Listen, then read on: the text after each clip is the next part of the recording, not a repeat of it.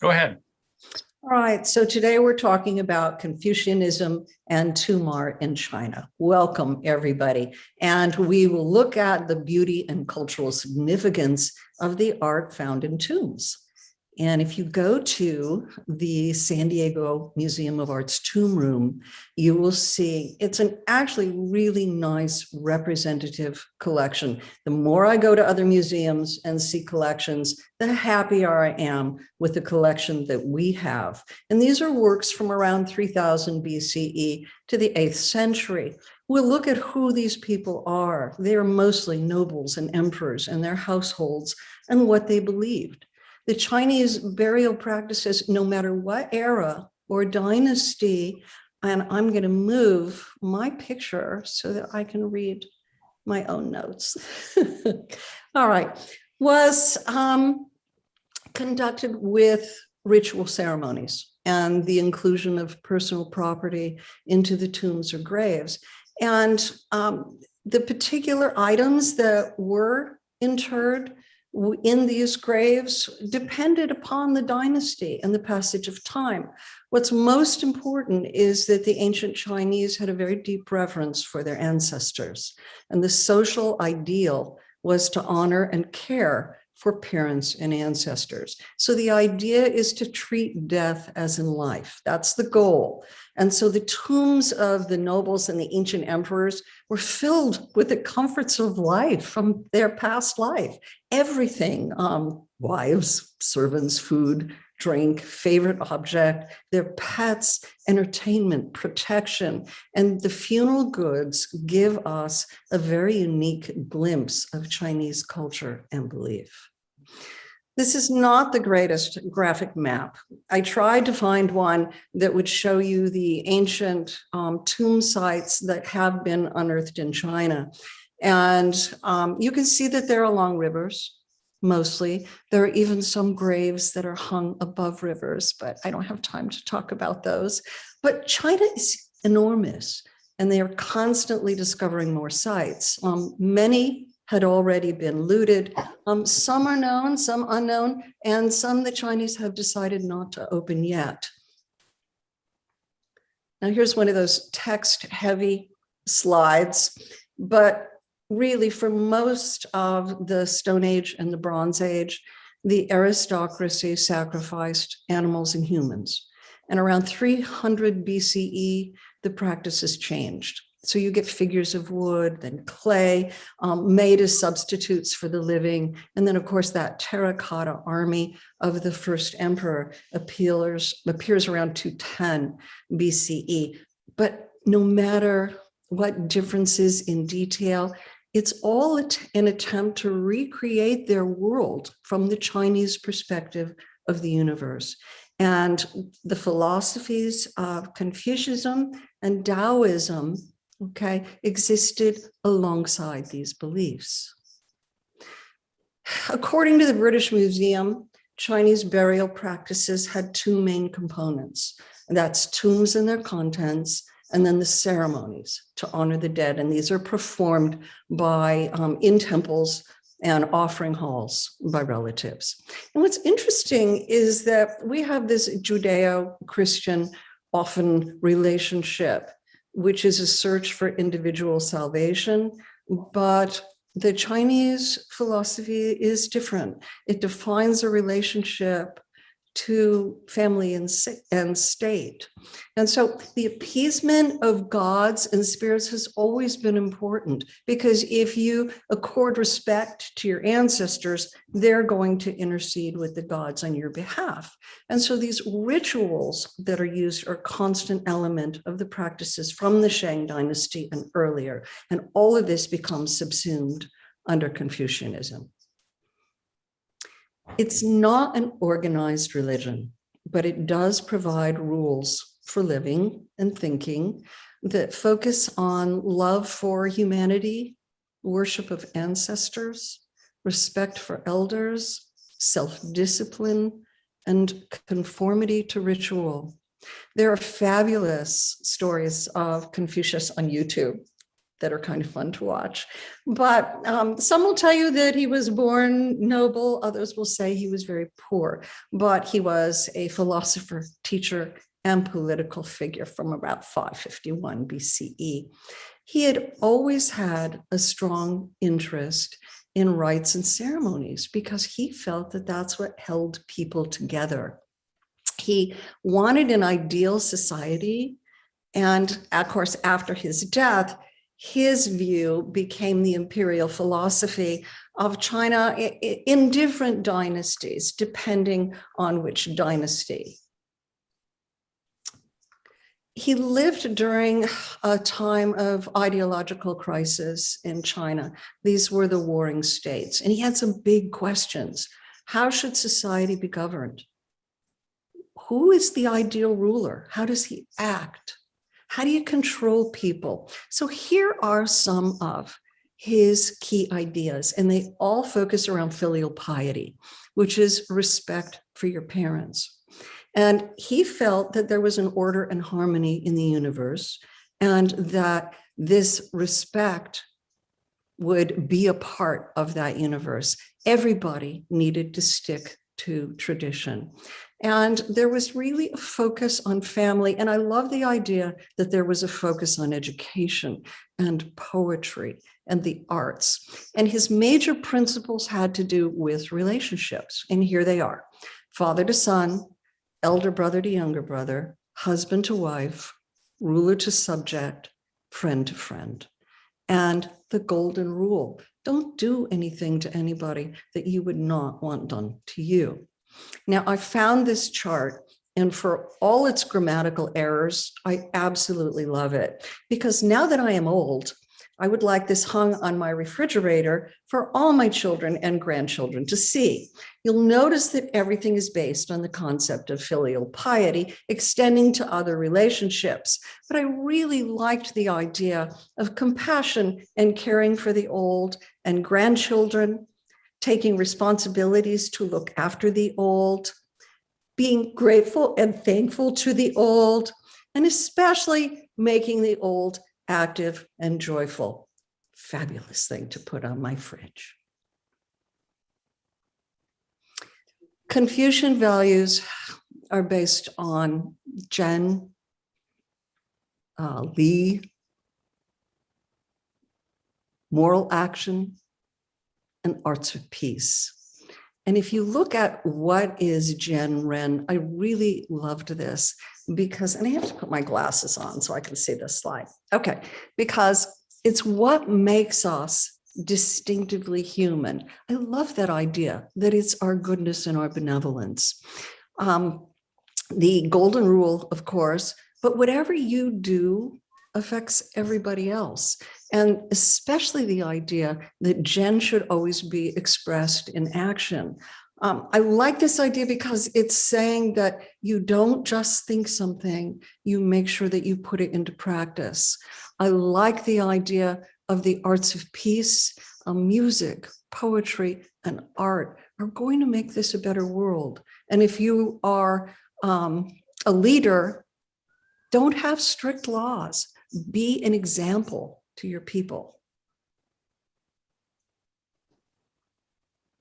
So 3 competing belief systems came to prominence during this warring state time. And this is Chinese history from about 476 to 221 BCE.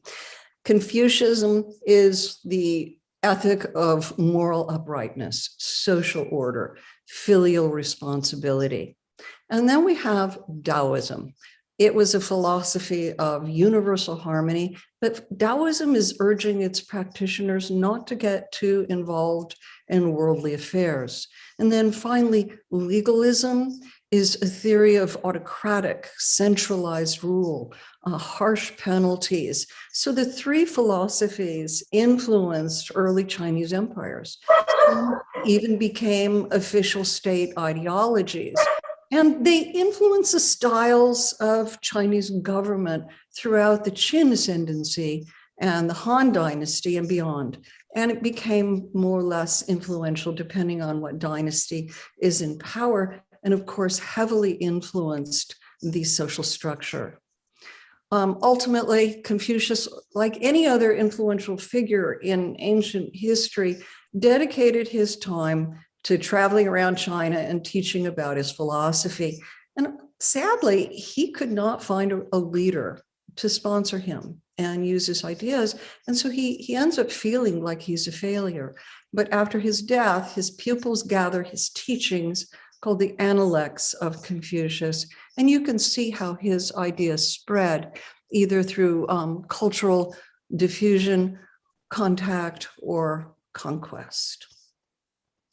There's also Buddhism, all right? And Buddhism, which comes in around the 1st century, was welcomed in China, and it took its place alongside Confucianism, Taoism, and it was kind of a blended folk religion that was a major influence on the spiritual lives of the people. And this is a spirit that one would find in a Buddhist grave. And we're going to talk about this incredible glaze a little later. But let's talk about graves.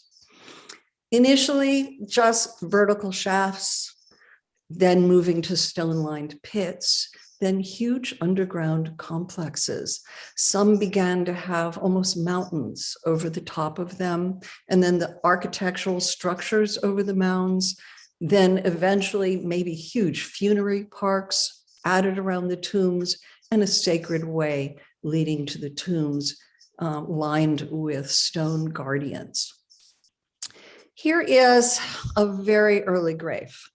Now, we have no written record to help us with Neolithic sites. And the Neolithic period began around 10,000 BCE and concludes with the introduction of metallurgy around 8,000 years later. Now, there are two distinct Chinese art traditions that can be traced to the middle of this period, which is around 4,000 BCE. And the two groups of artifacts provide the earliest evidence of this tradition, and those are pottery and jade. Now, toward the end of this late Neolithic period, the forms and the patterns of these pots and vessels continue into the Shang dynasty and inspired the bronze craftsmen. But I want you to take a look at these pots back here, and then let's take a closer look at one.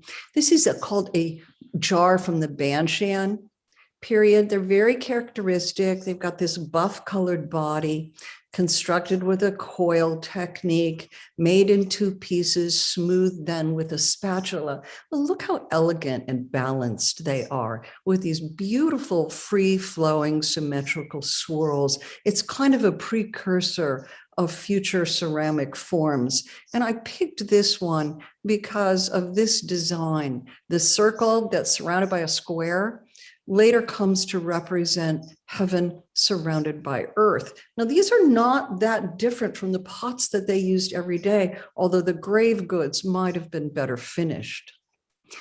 The other thing that's really important, of course, is jade. And here are some early examples of jade burial items. And these round ones here are called B. Okay, 3000 BCE, awfully old. Okay, and these are called kongs. And some jades were magical accessories for rites and rituals. For the Chinese, we have to know that jade was more precious than gold. And please notice these many colors.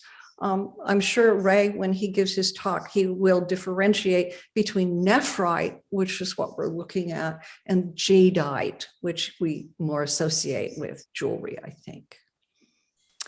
Here is an early tomb. And the body would have lain here. And there probably were these bead discs either on top and below it, and then surrounded by those kong.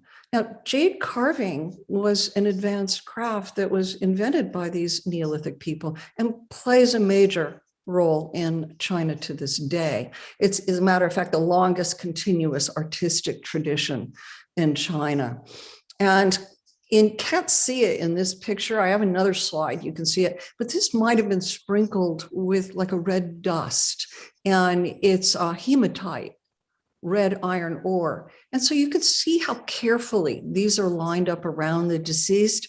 even though their exact function is a mystery, but they had to have some kind of social and ritual value.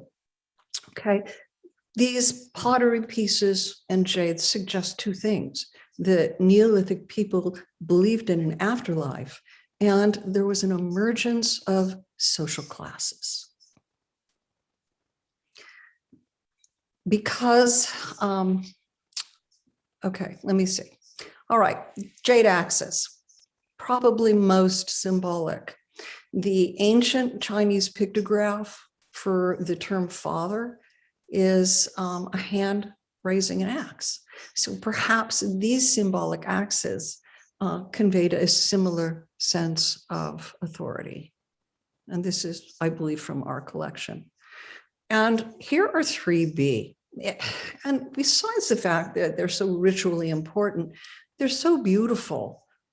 And you can see that they're flat with a central hole. This one, of course, has been worked. And when you find out that you can't use metal to work this nephrite, it's harder than metal and it has to be done by abrasion, you begin to see how priceless they are.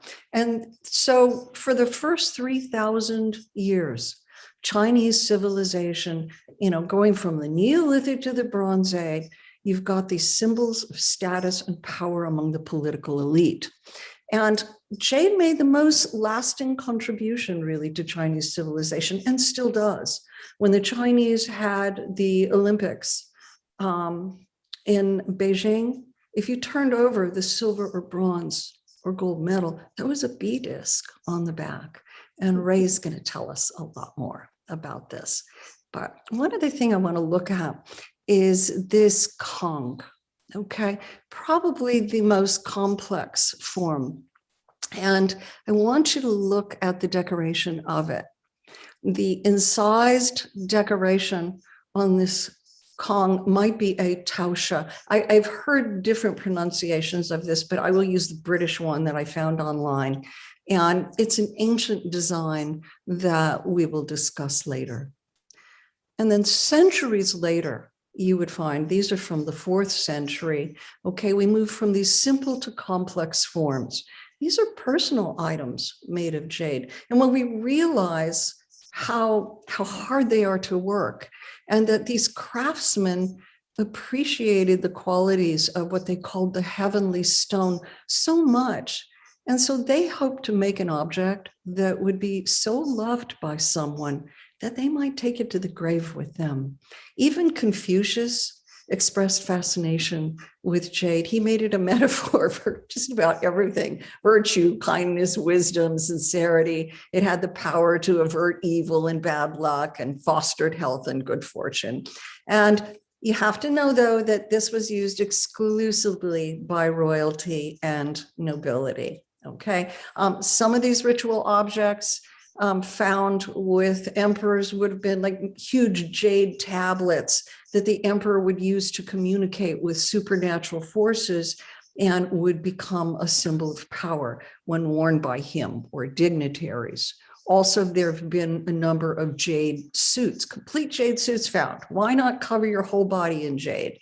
Okay, so for longevity and immortality, you've got these thousands of little plaques of jade sewn together with gold thread.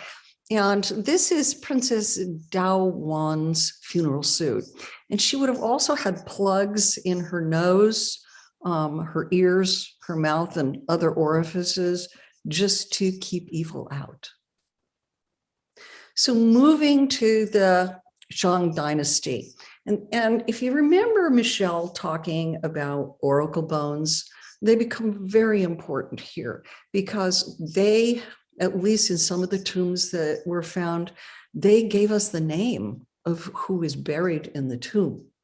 And then Ray's going to give us a talk about a lot of the bronze objects. But burials at this time included large numbers of human offerings or sacrifices and bronze pieces in what was called a piece mold casting method. And let's see what else. Okay, and the system of writing, those oracle bones. Okay, here is an early grave, and you can see that they're just digging into a pit.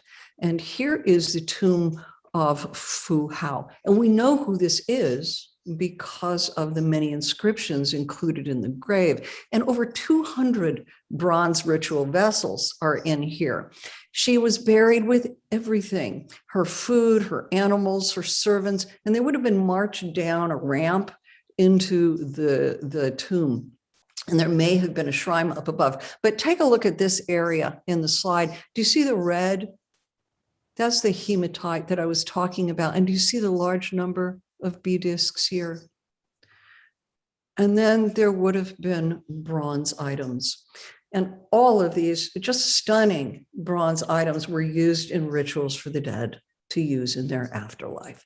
And they would hold wine and grain and meat.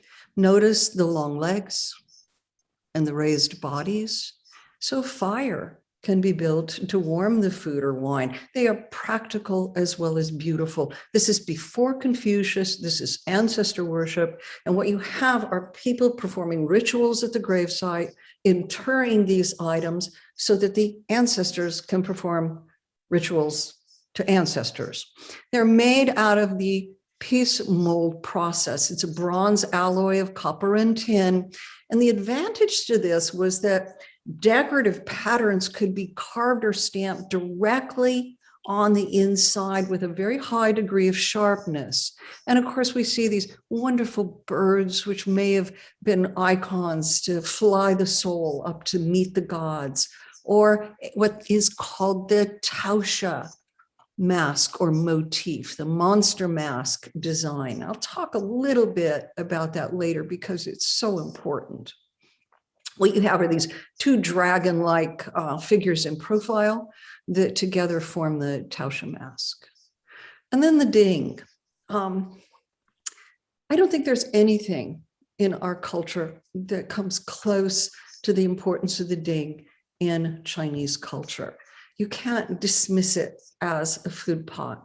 When I was in the Forbidden City, there were dings as large as our tomb room in the museum. They are symbols of status and power. Only the elite were allowed to have these dings. And the size and number of them was strictly prescribed. So you know you're in the presence of an emperor's grave because he's got 9 dings. And then dukes and barons 7, high officials 5, scholars 3. And here is a ding with the taosha design. And you can see it here. You see the eyes, okay? Called a zoomorphic mask, okay? Typically no lower jaw. It goes way back to those Neolithic jade kongs, all right? And much of the myth surrounding the taosha has been lost, but there was an indication that this is a monster that eats people, okay? And that goes along with its cruel, kind of fearful face, and it's kind of a glutton. But this is not really about gluttony, okay? There's an associate, and you know, you think about a glutton and it's on a food pot, and it kind of makes sense, but the idea is something about the insatiable appetites of the gods. And then it becomes a little different. You're making a food sacrifice to the insatiable spirit of the dead. So it has a deeper meaning. To alien clans, it was very scary. It symbolized force and fear. To your own tribe, you felt it was your protector. All right, so it becomes less about eating people than more a communication between people in heaven, kind of like the gods and monsters in Homer's epics, or the African masks that someone could put on. It's such as it with the taosha. It's in these hideous images, is a very deep-seated historic form. So it's the fascination of fear and power. And through this historic force, you get the mystery and the terror becoming beautiful and exalted and irresistible. So the Chinese bronzes are absolutely central to Chinese civilization. The wealthy elite have them. They're associated with power. They serve grain and wine and played an important role in the ritual banquets in family temples and over ceremonial tombs. Protection is important. There's small weapons and some clearly much smaller and thinner and lighter, and they could not have been used in battle, but they're believed to have been made specifically as funerary objects. And then music was important. You need to be entertained in the spirit world. And here's one in our collection. These are bronze clapperless bells. They would have been struck by a mallet. And when I was in Xi'an, I attended a concert using some of these bells that would have been found in tombs. And this is what they sound like.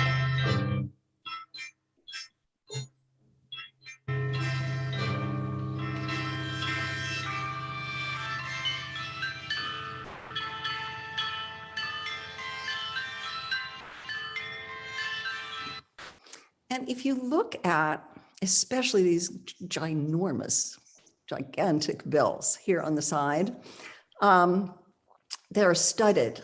And it's suggested that these were a tuning device, that the metal could be filed down to get the proper note. So let's talk about the biggest tomb.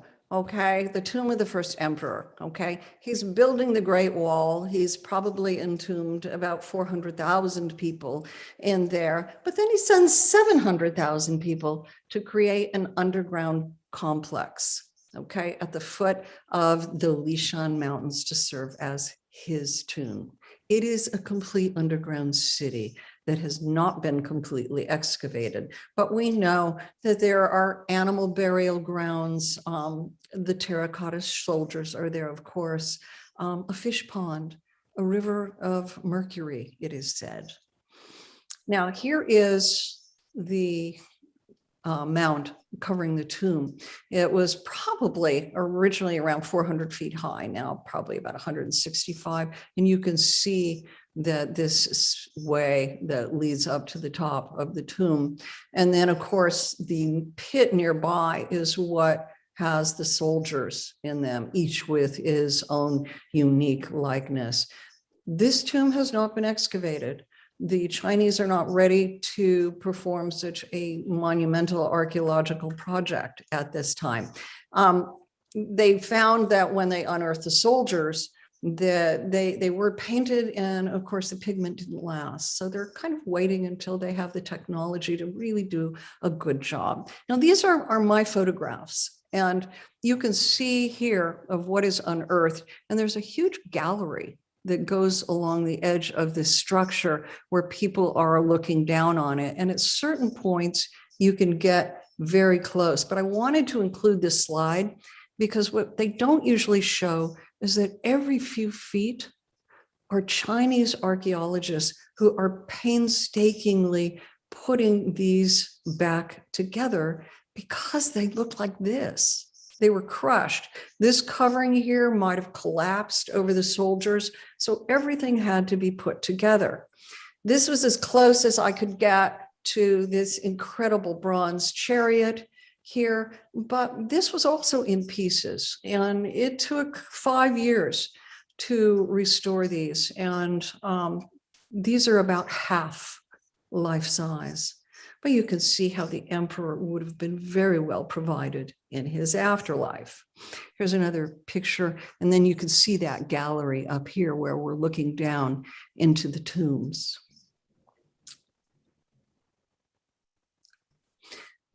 In the Han and Tang tombs, we have Confucianism.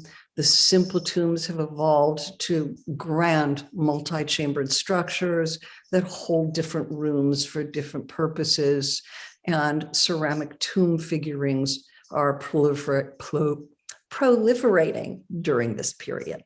The Han was one of the golden ages of Chinese civilization. It was an era of relative peace and prosperity and imperial expansion. And they had great advances in poetry, music, and the arts.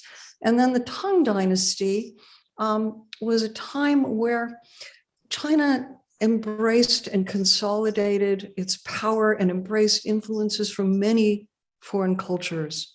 And these tombs that we see here remind us how carefully orchestrated these burial rites and rituals were for this society, which clearly delineated their class hierarchies. The poor would have been buried typically with little more than a few small coins, while the wealthy, we have seen, are accompanied by elaborate figures. One of the things in our collection is this pilgrim flask. And this is associated with this flat-sided vessel that was like a water canteen that you would have seen used by travelers in the Middle East along that Silk Road, which you know about. When you're in the galleries, look for the pilgrim flask attached to the side of the camel. Look for the pilgrim flask being referenced in the blue and white pottery. Han bronze mirrors are among the most common bronze items that were created for everyday use, but they were also placed in tombs along with other personal valuables to what they felt was to harmonize the cosmic order and preserve the equilibrium of the Taoist yin and yang. And this was important for keeping a beneficial environment for the deceased. So the front surface of the mirror would have been flat and reflective, but that's important because it reflected light to ward off evil. And then the low relief pattern around the outside is intricate and complex, and that four-petaled flower in the very center expresses the hope that many generations will use the mirror. If you're reading your Gardeners, I don't have to really tell you about this because Gardeners devotes an entire page to it, over 6 feet long, on the innermost of 4 nesting coffins. We're not sure of the function. It could have been a name banner used to identify the dead in the mourning ceremonies, or it could have been a burial shroud intended to aid the soul in the passage to the afterlife. But it's important for 2 reasons. And one, it's an early example of pictorial art, okay? Representing a naturalistic scene, not just an abstract shape. And then secondly, it's the earliest known portrait in Chinese painting. Speaking of paintings, underground, there might be extensive frescoes with painted representations of the same types of figures as you will see. Look, see these ladies? We're going to see these same types of figures in ceramics.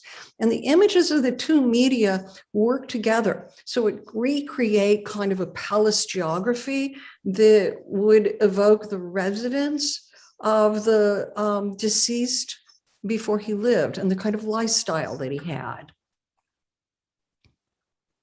And then we have the Mingqi, the spirit goods, a big change in funerary practices. And there were major sites for their production.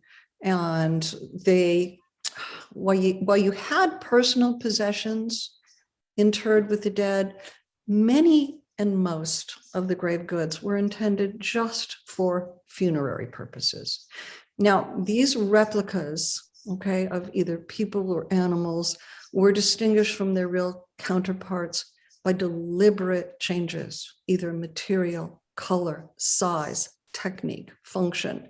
Even Confucius had rules regarding size and shape, and there could be hundreds of these figurines and objects in any given tomb. And they might have been along the wall with those murals that we just saw, but everything about the tombs at this point and their objects was used to broadcast the wealth and status, not only of the dead, but of the people who are living. And so there are these lavish funeral rites before being sealed in the tomb. And this was a great opportunity for people to kind of give an overt display of their affluence and material success.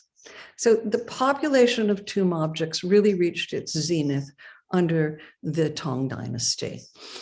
Due to the expense, glazed figures were restricted to the tombs of the very wealthy and important. And there were finally these like sumptuary laws, which gave orders limiting the number and size of the Mingqi in the tombs.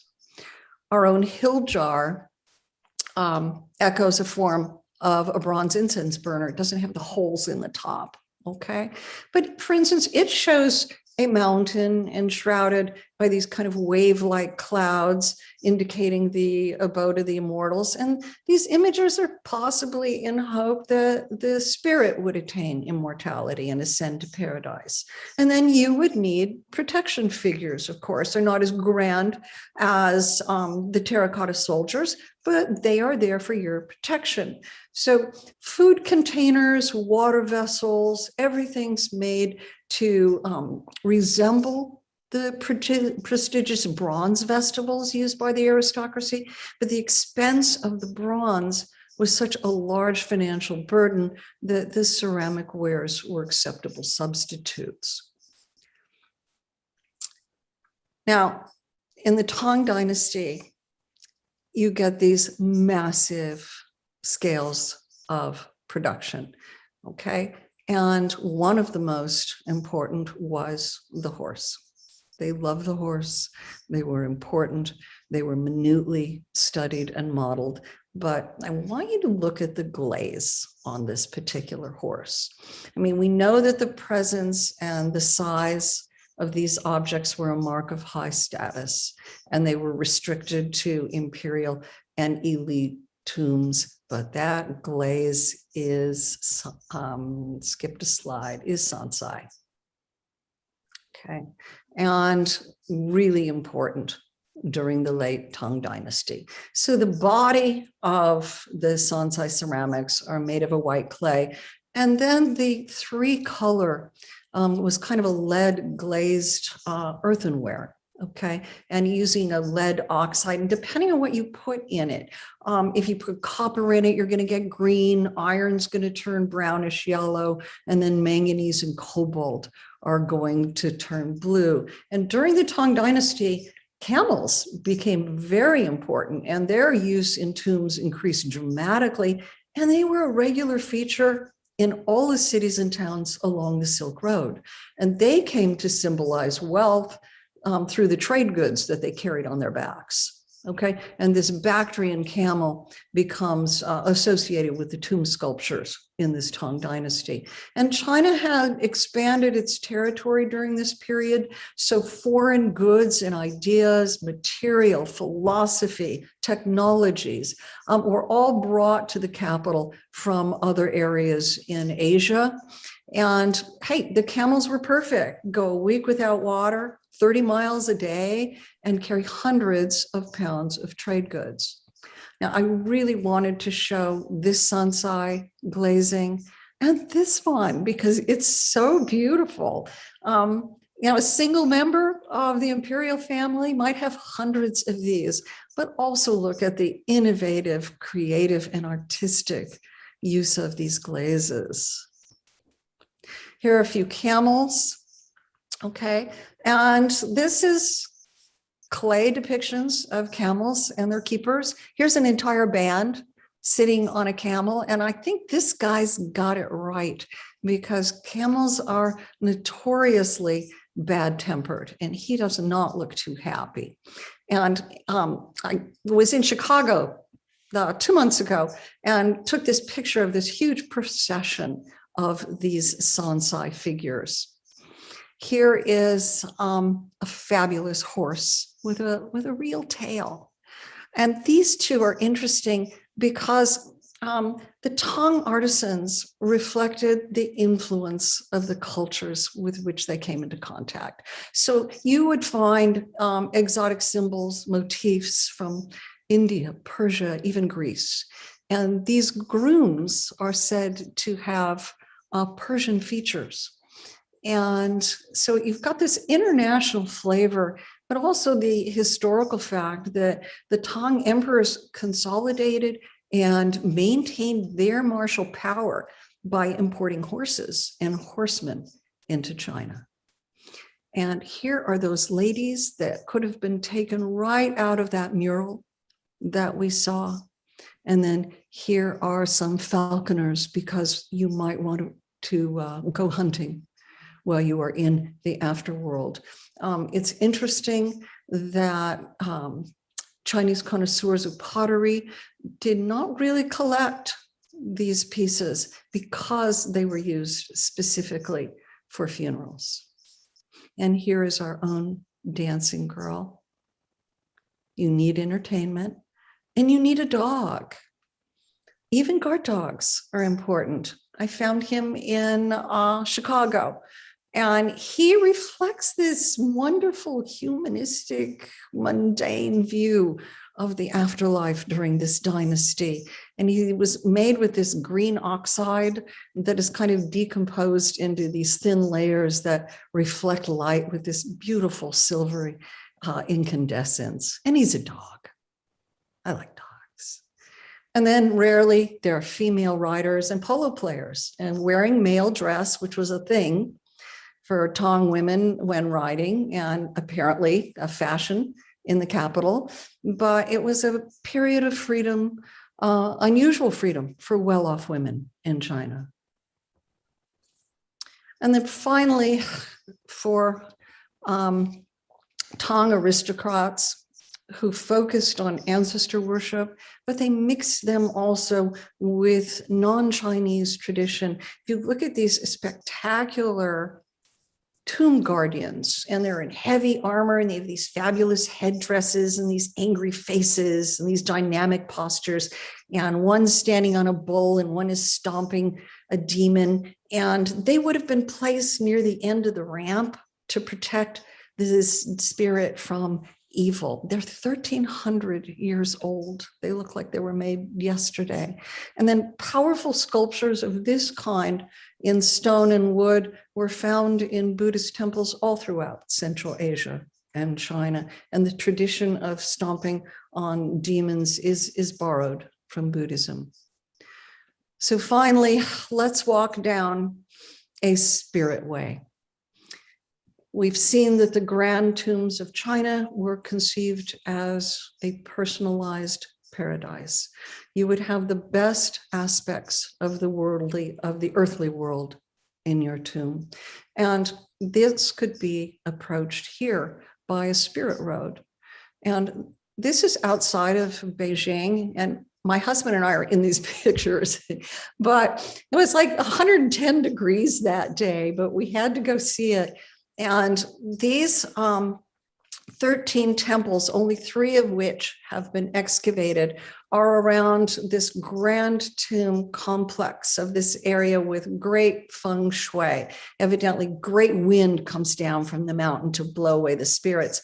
And this particular one was built by the emperor who built the Forbidden City. So you walk down here and you see these animals, and you can see how big they are.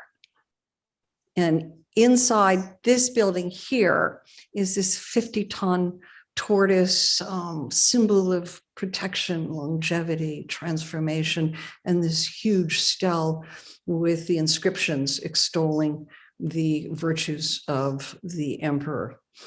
As in any culture, there are still rules for burials in China, although today you might burn a paper car or a paper house instead of interring it in a tomb.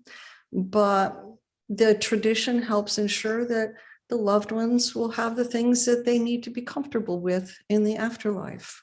Ghosts still play an important role around April 4th. And I'm sure Jojo can tell me more about this, but there is a tomb sweeping day where the Chinese visit the graves of the ancestors to tend to the graves and pay respects. So with one last look at some ritual bronze pieces, I thank you very much.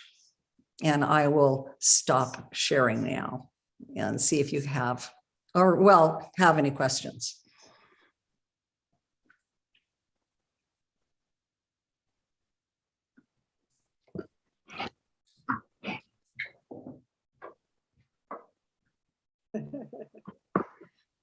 Pam, I have a question. You know the glaze that dropped down from the horse. Why did they do that? Is there a reason why they did that? Well, I probably can't give you as much a reason for it, but I know that it was very exclusive and they're making it beautiful. And we are going to have a talk on these Chinese ceramics by someone else. Okay. Because when I did ceramics, when mine dropped, it was because I was messing up and I had too much glaze. So, well, and you know what? You'll find the more that you see these pieces, you'll find that sometimes they were very careful with the application, and sometimes you're going, wow, that's kind of just rather artistic. And it was a chance for them to use their art. Mm-hmm. Yeah. Thank you. Anybody else? Okay, well, thank you very much. Oh, yes, Sandra. I can't hear you. Just that it was wonderful. It was a great lecture. Thank you. Oh, thank you. I really love that you were able to include photos that you took yourself from your travels and all of that. That makes it really fun. So. It was interesting what we were allowed to see while we were in China. Yeah. I have one more question. The people, so let's say the emperor died. So, and then his staff, his house staff, were they buried with him? Yes. So they killed him then. If they, well, it's like, okay, sorry about that, and they killed them and put them in the graves with them. Yes. Wow. Up to a certain point, and then afterwards, the ceramic models. Okay. Stood in lieu of the servants. Okay. Thank you. Yeah. Okay. Anybody have more questions or comments for Pam? Okay. And we'll be putting this lecture up, the PowerPoint slides. And let's see what, I had a comment. So about terminology and spellings and all of that, I noticed in going through the SDMA Chinese collections book that we passed out to you all, there's a lot of old, well, I'm not going to say old, there's alternate spellings in there. And I noticed that book was published in 1999. If there's a discrepancy in the spelling, choose what the museum is currently using on the gallery labels and so on. Like I noticed some things like the B, Pam was showing the B, which we spell B-I. I noticed in the book they were P-I, and alternate spellings like the dings in the book were called tings with the T. So in all of those cases, use what we're currently calling it in the museum, because that's really the standard for right now. Now that could change 10 years from now, but for now, that museum spelling or pronunciation is what we're using. And if you have any questions, let us know. I noticed some other ones like the Shangtanshan caves, and the gu versus the who versus, different things. So you'll see those differences. So I see David is here for our next talk, but let's take a break. Let's take, let's see, it's 11:10 right now. Let's take a break until 11:25. And then David will come and give us a talk on Buddhism. Right. Okay. Well, I will just get going then. Let's see. I'm going to share my screen, and here we go. So we're going to cover in this talk a fair amount about Buddhism in general, and I'm going to try to see if we can get some of the senior folks to help out with that. Talk about Buddhist art as well, and really with the focus on China. You'll have some talks, I think, later about Buddhism in Korea and Japan. But and these are just some images from our collection, and you can these are images that I think are not entirely unfamiliar to people, but there's a lot you can say about them. We'll go along into that along the way. And let's see, I need to have to do this. Great. So I think this slide just points out that there was a period in the first millennium before the Common Era, that's often described as the axial age, because around the world there were individuals who really changed the way we think about the world, especially in terms of philosophical ways, spiritual ways. And these were people like Socrates, Plato, Aristotle in Greece. The Jewish prophets were lived in this period. In the East, in China, Confucius and Lao Tzu. Forgive my pronunciation of Chinese names. I'm brutal. And then in India, an individual that we believe was a historic individual named Siddhartha Gautama, and we'll really focus on that.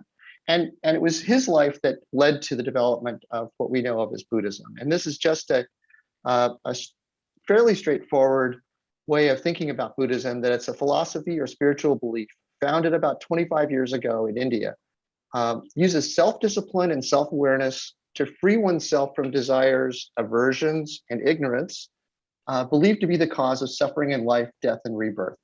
And I added this slide just to encourage you all to think about how you would describe Buddhism in a tour. When you're standing in front of a work of art, you're going to want that it's a Buddhist work of art. You're going to early on, before really at the moment you mentioned the word Buddhism, you're going to want to have a simple sentence that says something like this about what it is. And we're going to go into more depth as we go along here.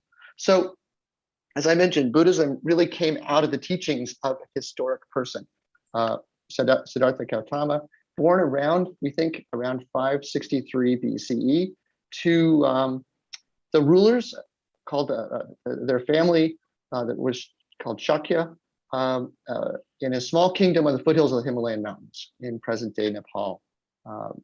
And then it will, as you'll see, it spread around through India, into Southeast Asia, around into China, and then on to Korea and Japan. So this man Siddhartha Gautama, at birth, was born into a royal family, and his birth it was said that sages predicted he would either be a great conqueror of one sort or another, either a conqueror of the physical world or a conqueror of the minds of the people. And it definitely has turned out that he was a conqueror of minds of people, even through to today. This is what we're seeing here is a stonework.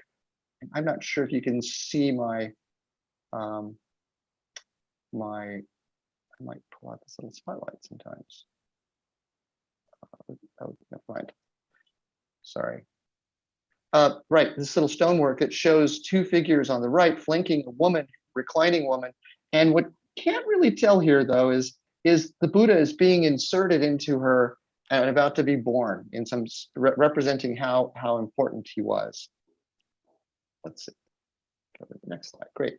As I said, he was a prince, raised in luxury in a royal compound, isolated from the rest of the world. And it wasn't until he was a young man who had a wife and son that he managed to go out of that compound that was controlled by his father. And that's the first time that he saw what he described, or what is described in the stories of his life, as suffering. And this type of suffering he saw were people that were hungry, people in need, people dying. These are things that, growing up in the protection of his father's palace, he'd never had the opportunity to see. And so he was deeply moved by this. He wanted to spend more time out in the world to understand what the reasons were for suffering. And his father said, no, you got to stay, and I'm not going to let you go out. But like any good epic tale, he persevered and actually snuck out of the palace. And so this is a work that is on display. If you go into our South Asian gallery, it's a wonderful work that is great on a tour. And what you can see here is a great commotion of people, but believe it or not, they're actually trying to be quiet as he's sneaking out. This is Siddhartha on his horse, being snuck out of the palace. We know that he's a prince in a number of ways, partly through his dress, partly by this unfortunately broken off little piece of what would have been a special umbrella. We know that he was a holy person because of the what is essentially a type of halo behind him. And as I mentioned, we know that he's quietly going out. In fact, this most curious part about this is what's happening to the horse. The horse is being lifted up out of the ground by what we believe are earth spirits who are helping him, knowing that he's destined to do some great things. They help him leave the palace quietly. This would have been found in a stupa or shrine of around the third century of the Common Era. These are some of the earliest works of Buddhist art that were actually portraying the Buddha himself. And you're going to hear more about this particular piece when you cover South Asian art as well. But it's great to have it at the museum as telling a key part of the story of Siddhartha. I mentioned that he saw suffering, and suffering ultimately becomes a core understanding in the Buddhist philosophy. Suffering, this comes from, remember the Buddha, Siddhartha was growing up in India, influenced by Indian spiritual beliefs and philosophies at the time. And one of the core philosophies that was really active in this mid part of that last first century of BCE, first millennium BCE, was this notion of that we live a life, we die, and then we're reborn, and we do this in a cyclical fashion. This is is referred to as samsara.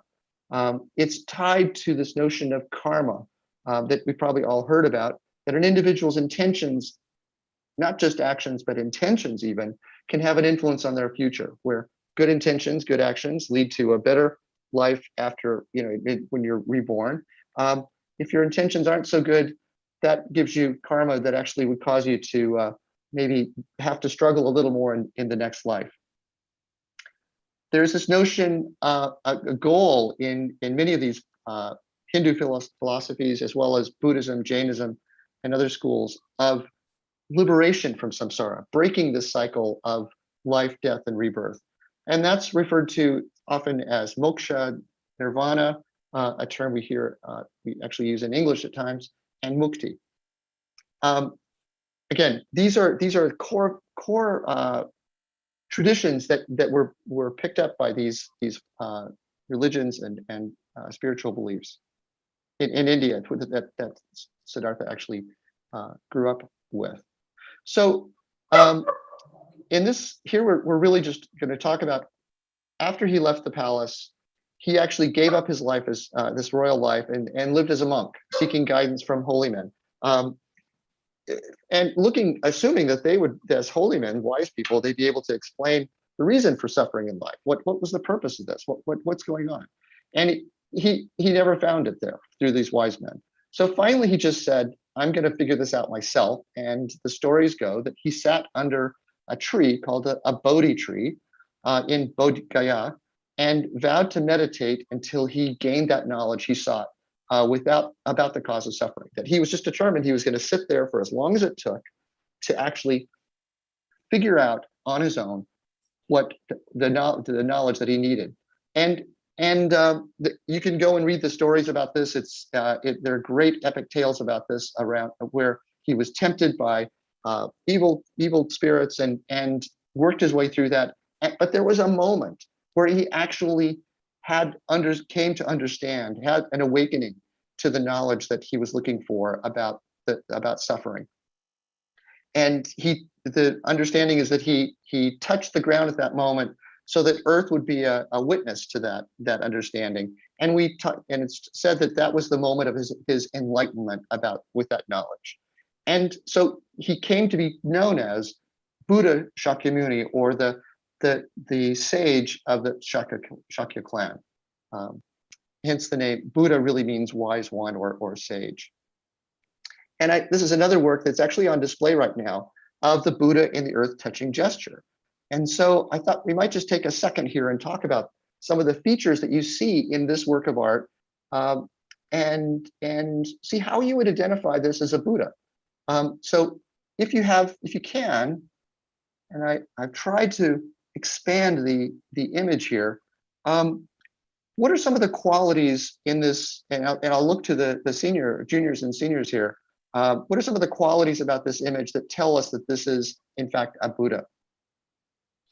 The eye on the forehead or dot on the forehead. Right. That's actually called.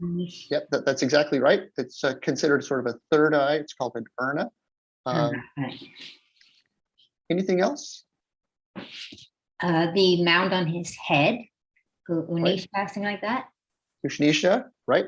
The representing his awakening, his expanded knowledge of life and the world. How do we know that that this is actually the Buddha and not some other figure? That this is a monk figure. The tree leaves around his head, that crown. The leaves around his head could very well be. That is generally representing the Bodhi tree that he was sitting under in the moment that he actually attained enlightenment. And you often see those leaves in sort of almost taking the place of a halo around him. The earlobes? The earlobes. Now that's interesting. He has these elongated earlobes, and why are they elongated with just plain earlobes? Because he wore earrings when he was a prince that stretched out his ears, and when he abandoned his lavish lifestyle, he stopped wearing the earrings. Exactly. So we see him as a man who used to be a prince and therefore would have these extended earlobes, but had given those up, so they're empty. We see him wearing a robe that's the most basic, simple robe. It's just something that's actually over one shoulder. There's nothing fancy or elaborate about this. There's no jewelry anywhere. And what tells us besides the Bodhi tree that this is the moment of enlightenment? A hand gesture. So, and no other monk, I don't think, would adopt this Bhumispashvara or whatever it is, the earth-touching gesture. Yeah, that's right. That's really good. That's very true. And so these are ways that you can identify this specifically as the Buddha, as opposed to another figure that we'll see later in the talk, a Buddhist figure. Let's keep going, and we'll just continue on. Let's see here. Great. So once he was enlightened, the Buddha then went on. He was still a fairly young man. And he spent the next 40, said to have spent the next 40 years of his life just traveling and teaching his followers about the knowledge that he had attained. And he called these things the knowledge, and essentially Dharma talks about duties, laws, conducts, right ways of living, to help others attain their enlightenment. He really lived the life of a teacher, trying to show to others that they could actually, any sentient being could actually possess Buddha-like nature and awareness. And so we see in the work on the right, a pedestal showing the Buddha surrounded by his followers as he's in a teaching mode. He did this up until the point that he died, another pivotal moment in the story of Buddha, of the historical Buddha.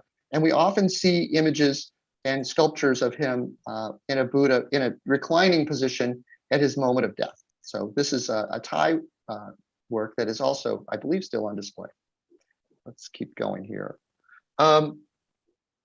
After his death, followers continued this oral tradition of teaching the Dharma, the Buddha's Dharma. They were in time written down and passed along in Sanskrit. All of those, the teaching centered though around a few concepts. And one thing I always think is kind of funny about Buddhism is there's always a list. There's a numbered list of details in Buddhism, starting with the Four Noble Truths. From the Four Noble Truths, we get the Eightfold Path, and in complementing that are the Three Jewels of Buddhism, and we'll see those here. And this is the Four Noble Truths are really the core of what the Buddhism knowledge about suffering it really is all about. And the first is that life is suffering. You just can't avoid it. that the cause of suffering is desire. And I've simplified that. It's actually, as I understand it, it's desire or aversion, the desire to not have something, or even ignorance can be a form of suffering. A lack of awareness of something that's happening in the world. The third noble truth is that one can overcome that desire, if you will, the second noble truth. And the fourth is that the way to overcome that desire is through the Eightfold Path. So let's go to the Eightfold Path. And this is really the way one would live one's life. And it ultimately is sort of the outer ring, if you will, of these concentric circles where suffering is in the center, what's creating suffering, how you see suffering, and then how you can overcome it through the Eightfold Path. And elements of the eight elements are knowing the truth, a right view, it's referred to, a right intention, freeing yourself from evil intentions, the right speech, even what you say can be a problem. So you want to be sure that you don't say things that hurt others, the right action, the right livelihood, the right effort, you resist evil, right mindfulness, controlling your thoughts. So intention is very important and critical here, and the right concentration, meaning to practice meditation. The historical Buddha lived a life of a monk who was able to achieve enlightenment through his own ability to meditate, and through these 8 actions was able to achieve enlightenment about the cause of suffering in the world. And his teachings were conducted by the Buddha or by his followers. They were teaching the Dharma, these are the 3 jewels of Buddhism, which were documented in scriptures or sutras. And he was encouraged to do this as a community. And even today, it's very, very happens. People still get together here, even in San Diego. There are many sanghas, or is it more than just a meditation group, but it's typically a group of people that come to meditate, led by someone who may actually have tell a bit of a story or a teaching around the Dharma that the Buddha would have originally told. This notion of community coming together is a core value, one of the 3 jewels of Buddhism. So I'm going to stop real quick and ask if there are any questions just sort of about these core values of Buddhism, and then we'll go on from there. Okay. So once you've got these 4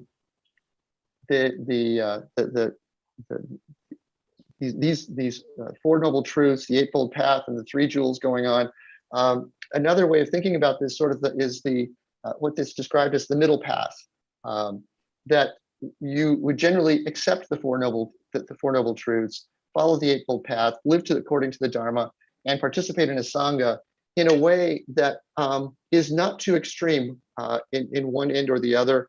Even the opposite of that may be true. There may be this middle path is just sort of a general way of thinking about how to live your life. And again, to achieve enlightenment and break this cycle of life, death, and rebirth, to achieve what's described as nirvana, is to recognize that suffering is the result of desires. Enlightenment is achieved upon having knowledge and understanding to detach yourself from the causes of suffering. Enlightened ones are released from the cycle of life and death and rebirth. And nirvana, which as I understand it, translates roughly as extinguished, is the ultimate state of relief from that self that follows enlightenment. So all of these great philosophical things began in, back over here, in the sort of foothills of the Himalayas, in what is today Nepal, and began to spread through the teaching of the followers of the Buddha, so that many of them traveled along the same routes that were through trade routes that had been long established around India, connecting India with other parts of the world, Southeast Asia, around the plateau of Tibet and Himalayas, over to China, and then to the West through what we would think of as Persia today, Middle East, and into even in Europe. These all came to be known as the Silk Roads, largely because of the trade, as you probably know, between China and the West. As this happened, so the Buddha, the historical Buddha lives in about 500 BCE. These stories and his philosophies began spreading along these routes. By around the 1st century of the Common Era, Buddhism had begun to travel to other places beyond India, even coming into through the northern path into China from the west, coming down to Sri Lanka.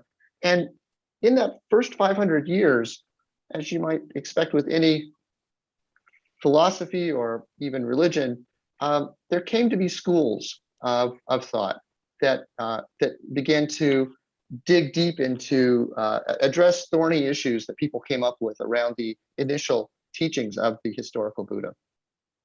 And these schools the 2 main schools that were recognized were Theravada and Mahayana. Theravada was actually the school that's most closely associated with the historical Buddha's teachings. It requires personal discipline and spirit to achieve spiritual growth. Enlightenment is achieved through a lifetime of sacrifice and meditation. All qualities that are consistent with the story of the historical Buddha. It spread especially to the south, to Sri Lanka and Southeast Asia. The people who today practice Buddhism in those places are practicing generally a type of Theravada Buddhism. The folks that went north actually were called Mahayana, or the Great Path, and this school really began to develop in earnest around the 1st century.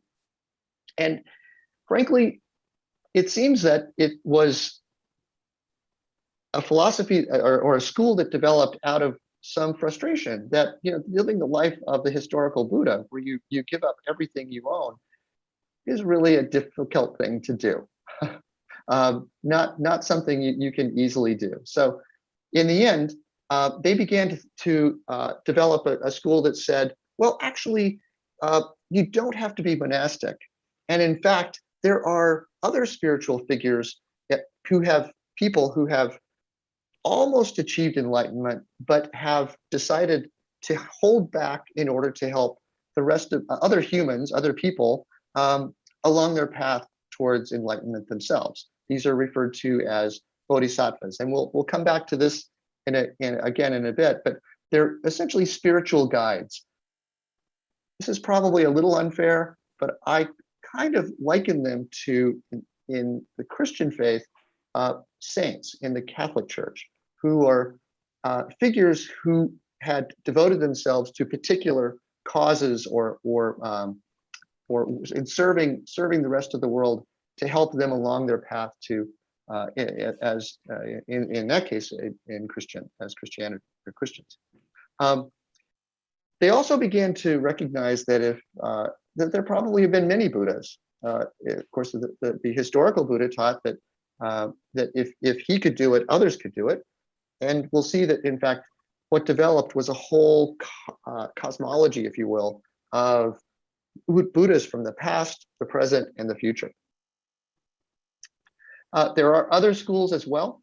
Tantric Buddhism, which really took off in the area of Tibet. We won't talk too much about that. We do have some works of art at the museum that are Tibetan Buddhist. But in China, in particular, there was a school of Buddhism that continued out of Mahayana, that in China was called Chen, and ultimately goes on to Japan as Zen Buddhism.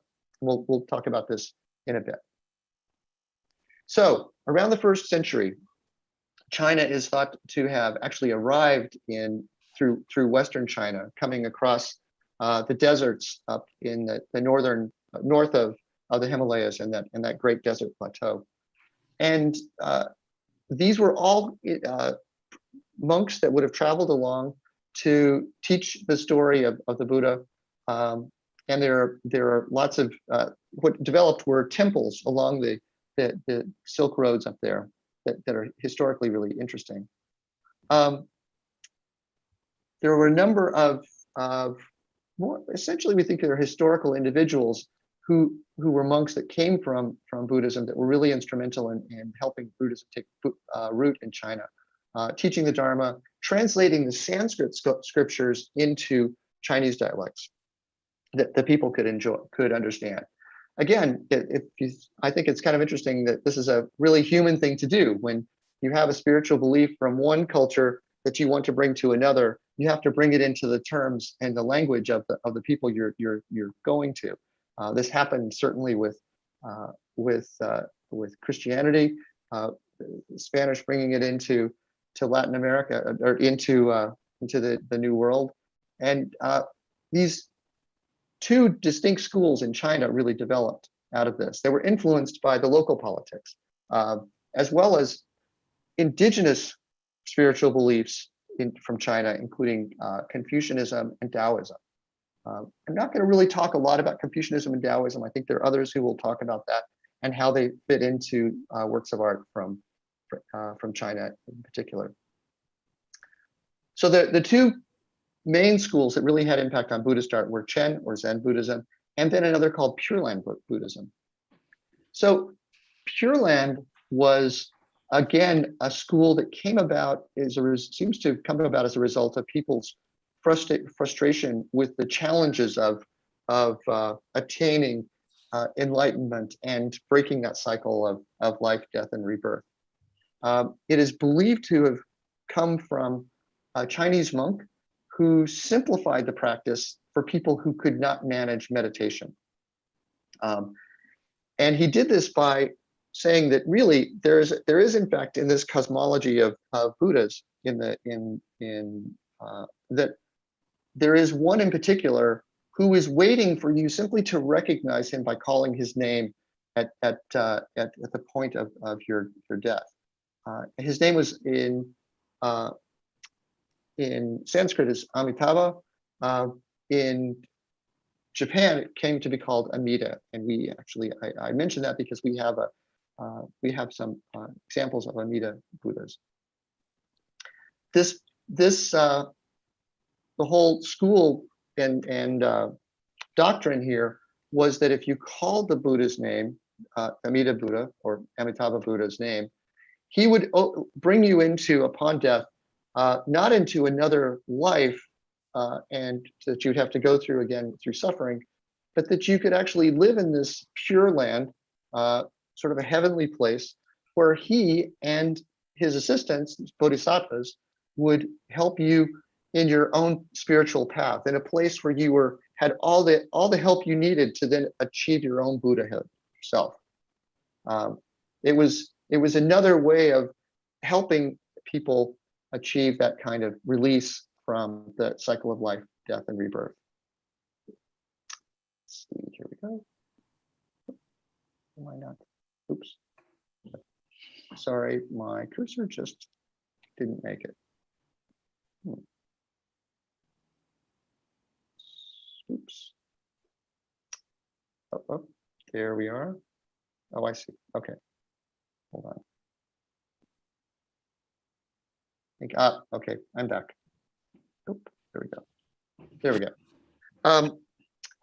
So there's the Bodhidharma is the historical figure that is credited with bringing the idea of Zen Buddhism from India, as opposed to Pure Land. His teaching doesn't depend on written sacred texts. He's really coming from a different perspective, drawing on the example actually of the historical Buddha who achieved enlightenment spontaneously. That it was a sudden kind of thing. So Pure Land has you living a good life and then calling on Amitabha or Amida to take you to the Pure Land where you're going to continue your meditative work to become a Buddha. In the Zen school, Bodhidharma said that it was possible to actually achieve enlightenment even in this world spontaneously. And turns out Bodhidharma is an interesting character. I'm not going to read this at all, but you can take a look at it. His story has been told over and over again. Most recently, even in some movies, in paintings, you often hear stories of Bodhidharma. So take a look at this. There's some links here to those stories. I'll just move on from there. So Buddhism was appealing to in China. With people coming in along the Silk Roads who practiced Buddhism. There was a period of disunity of one of the early dynasties in China from around the 3rd century to the 6th century. There was a lot of unrest, and people were looking for and appreciating the what you might describe as an orderly system of thought that actually that integrated well with the Confucian practices, and its monastic traditions were consistent with the Taoist practices. So Buddhism fit into what was happening indigenously, spiritually in China when around in that early first 500 years or so of the Common Era. This work that we're looking at is actually an interesting work. It's from the Asian Arts Museum in San Francisco and is believed to be the earliest image of the Buddha from China. There were earlier images of the Buddha in India, but this is among the museum collections in the world. This is recognized as possibly the earliest one.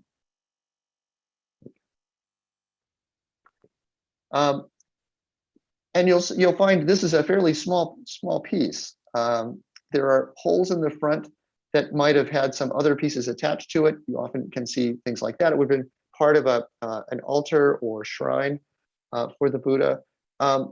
And these small pieces often either were in a shrine or often small enough that they might be carried with you from place to place. So that takes us to where you might find Buddhist art or have found Buddhist art when it was created. And there are, broadly speaking, sort of 4 general thoughts about this. Not long after the Buddha's death, the earliest Buddhist sites, were connected to relics that were somehow, literally early on, pieces of what were believed to be part of the bones of the original Buddha, the historical Buddha.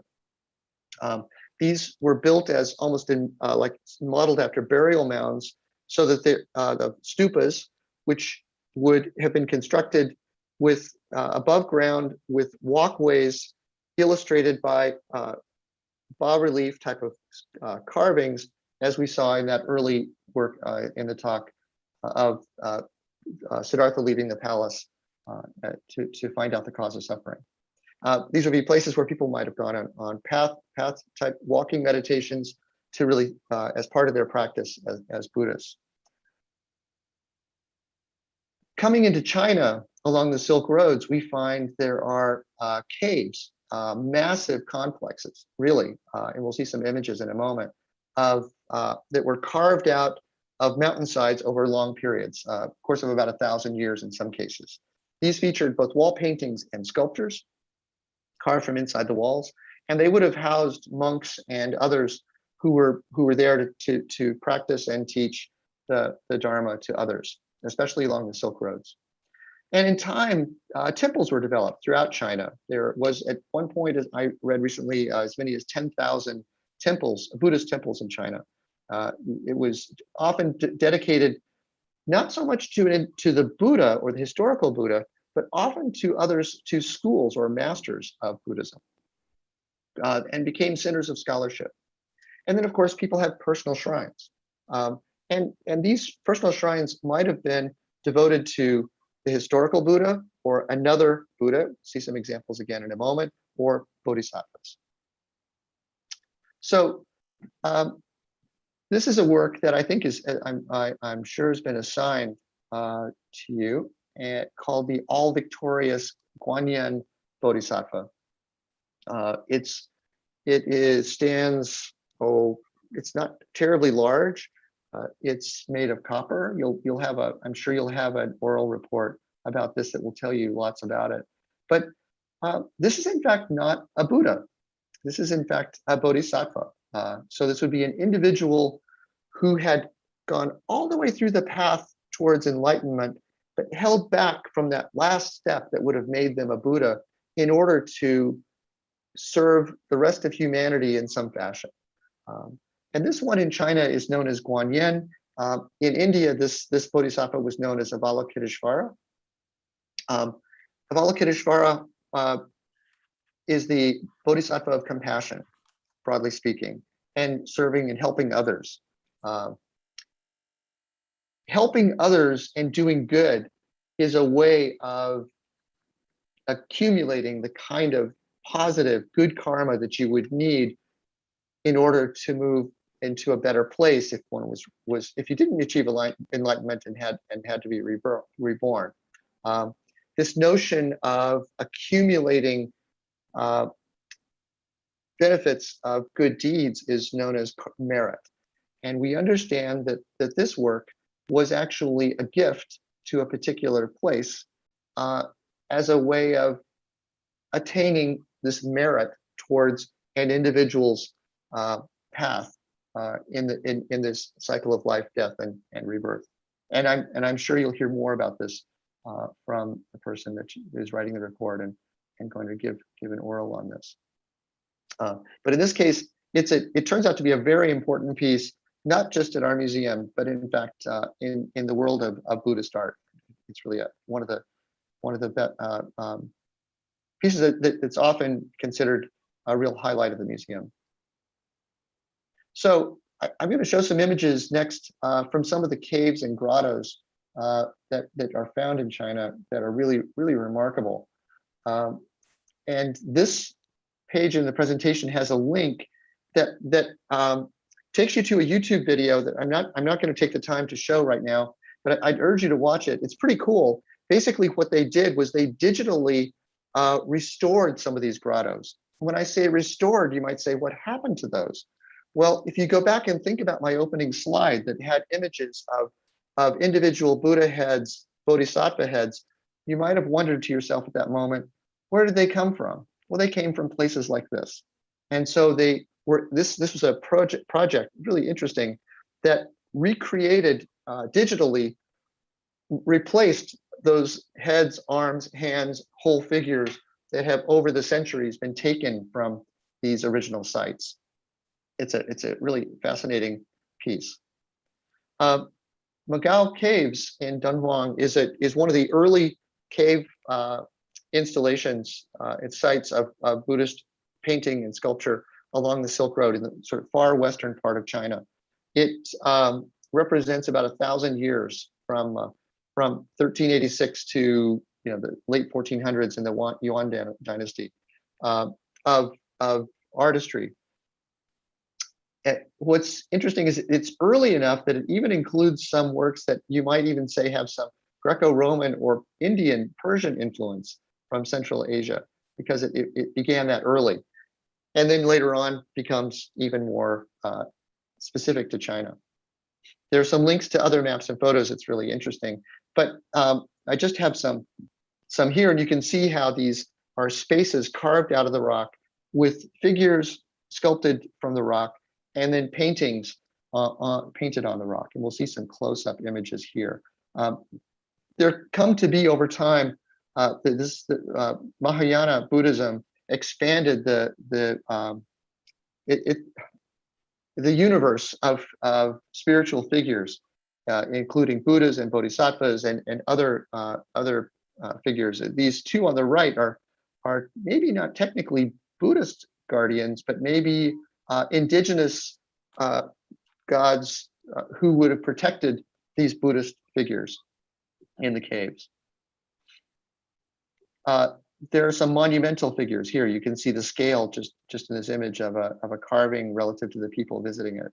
Pretty monumental. And of course, there are in time believed to be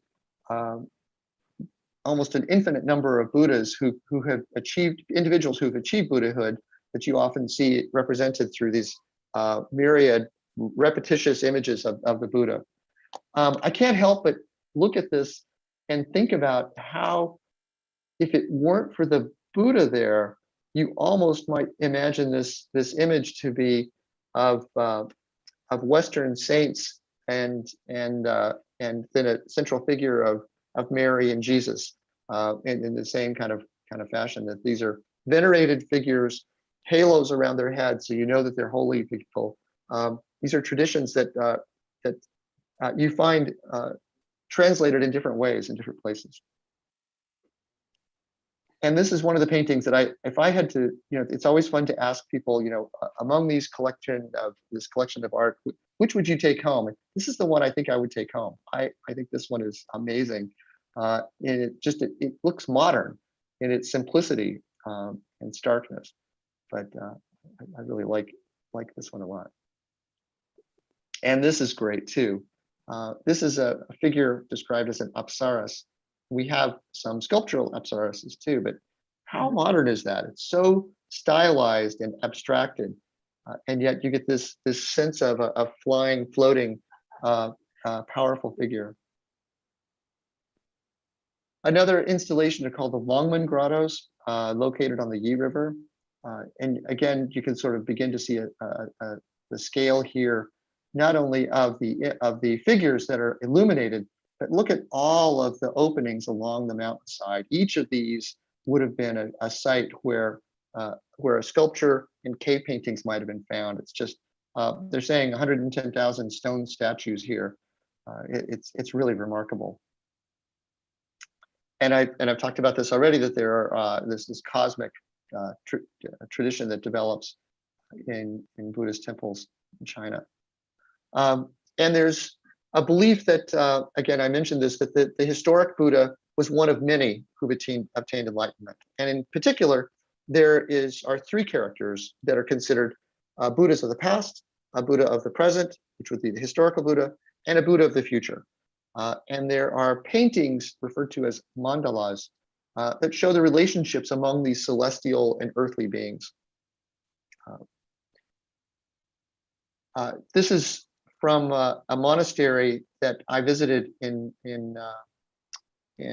that has three Buddhas, representing on the left the Buddha of the past, Dipankara, a Buddha of the present, Shakyamuni, and the Buddha of the future, Maitreya. This temple was just devoted to each of those Buddhas. Another place that I visited in Hong Kong a few years ago it was described as a temple of 10,000 Buddhas. They're all there representing sort of, I'm still a little bit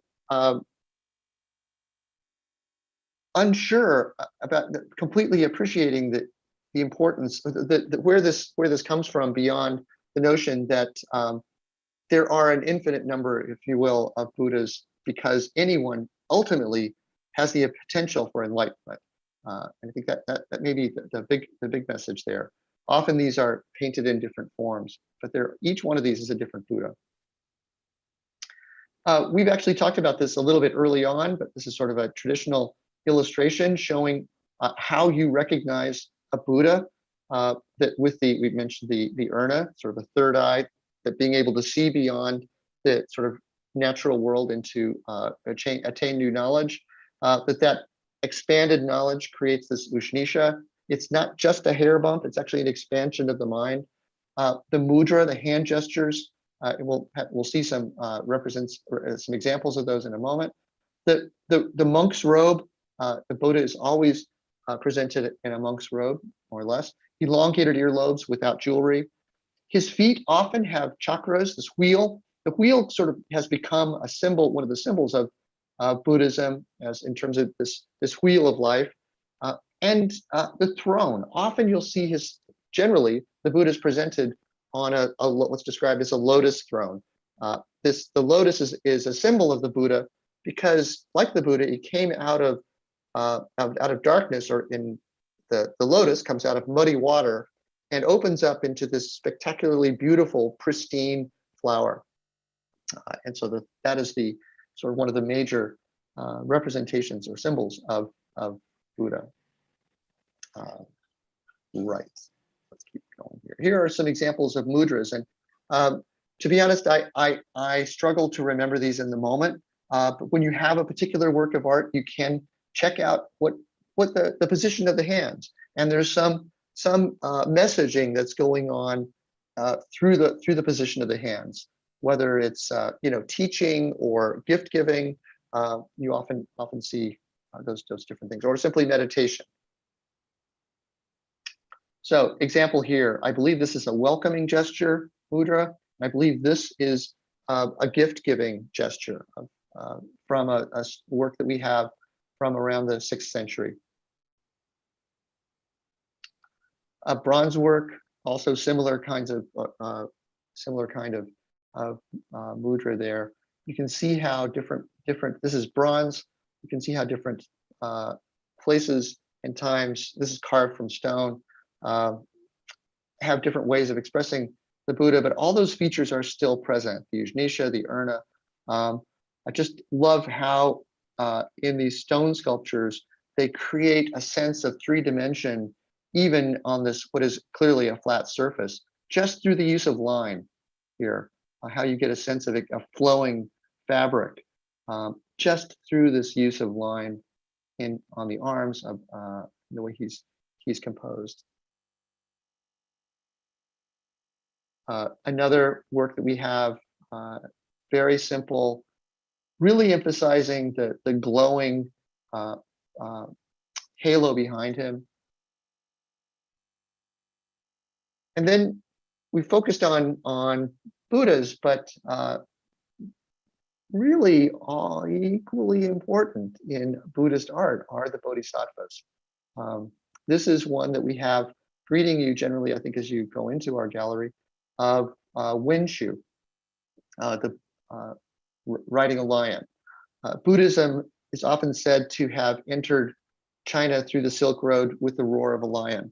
So the lion often is used as a way of representing Buddhism.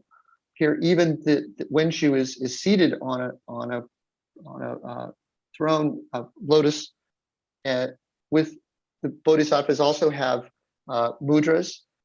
They also have a halo because these are holy figures. But look at the dress. The main way to know a Bodhisattva versus a Buddha is to look at the way that they're dressed, presented. This is much more elaborate. Often you'll see jewels, often you'll see earrings that reveal the Bodhisattva is likened to the Buddha just before enlightenment when he was a prince. And so they're often portrayed as royal figures, as opposed to the Buddha, who would be portrayed as a monk. So, and Guanyin is, it's probably easy to argue that Guanyin would be the most popular, most frequently seen Bodhisattva in China in particular. The Bodhisattva of infinite compassion, associated with the historical Buddha often, and the protector of those in danger of, just a few examples, of murder, shipwreck, and other forms of suffering. Also considered to be a protector of children. And the name translates into observer of the cries of the world. Guanyin is the Bodhisattva that will there come to the rescue. Often, the way you would distinguish one Bodhisattva from another has to do with generally what they're holding, or what their headdress, or possibly their clothing, I guess, beyond just the royal clothing. The real characteristic identifier for Guanyin is in the headdress. There is an image of another Buddha, and this is the Amida or Amitabha Buddha in the headdress. Guanyin is often seen with Amida. Interestingly, Guanyin Bodhisattvas are portrayed in different genders. In India, they generally have had the appearance of as male figures, but in China that evolved, and they became much more feminine. And now, if you see a contemporary work or actually even not so contemporary works of Guanyin, it's really clearly a female figure. Let's see. This was at a temple in looking out into Hong Kong again, dedicated to Guanyin and all the manifestations of Guanyin. So here Guanyin has a whole range of mudras and gestures, each sort of representing a different kind of message, often holding children. And Guanyin is so powerful that Guanyin, it's that power is reflected in the hundreds and hundreds or thousands of arms that Guanyin would have in order to do good and care for the followers of Guanyin. Maitreya is the Bodhisattva of the future Buddha. And this future Buddha is considered the one who will come when there's expectation that the current teachings of Buddhism, the teachings of the Shakyamuni Buddha, will have gone away. And so at that point, a new Buddha will come forward, and this whole cycle, there's cycles within cycles, that this new Buddha will come come from Maitreya Bodhisattva. Winshu is the Bodhisattva of wisdom. In Sanskrit, it's Manjushri. And let's see, there's another Pushan. These are all you will see all these in the temple gallery, often associated with an elephant. So you see that here. There is Dashiji, who characterizes strength and power. I think the vase in the headdress is sort of the defining characteristic here. You often see these triads where the Buddha is flanked by two bodhisattvas. And here it's Maitreya, who will go on to become the Buddha of the future, and Avalokiteshvara or Guanyin, who's the bodhisattva of compassion. And another example in sculpture, metal sculpture, and you can see the elaborate nature of this, representing all the attendants and animals and incense burners you might find in a temple. Another triad. And then there are these spiritual beings, and I had a chance to show this one from the Mogao caves earlier, but we have apsaras. These are described as celestial attendants. They are often either painted or often presented as sort of bas-relief figures, as I understand it.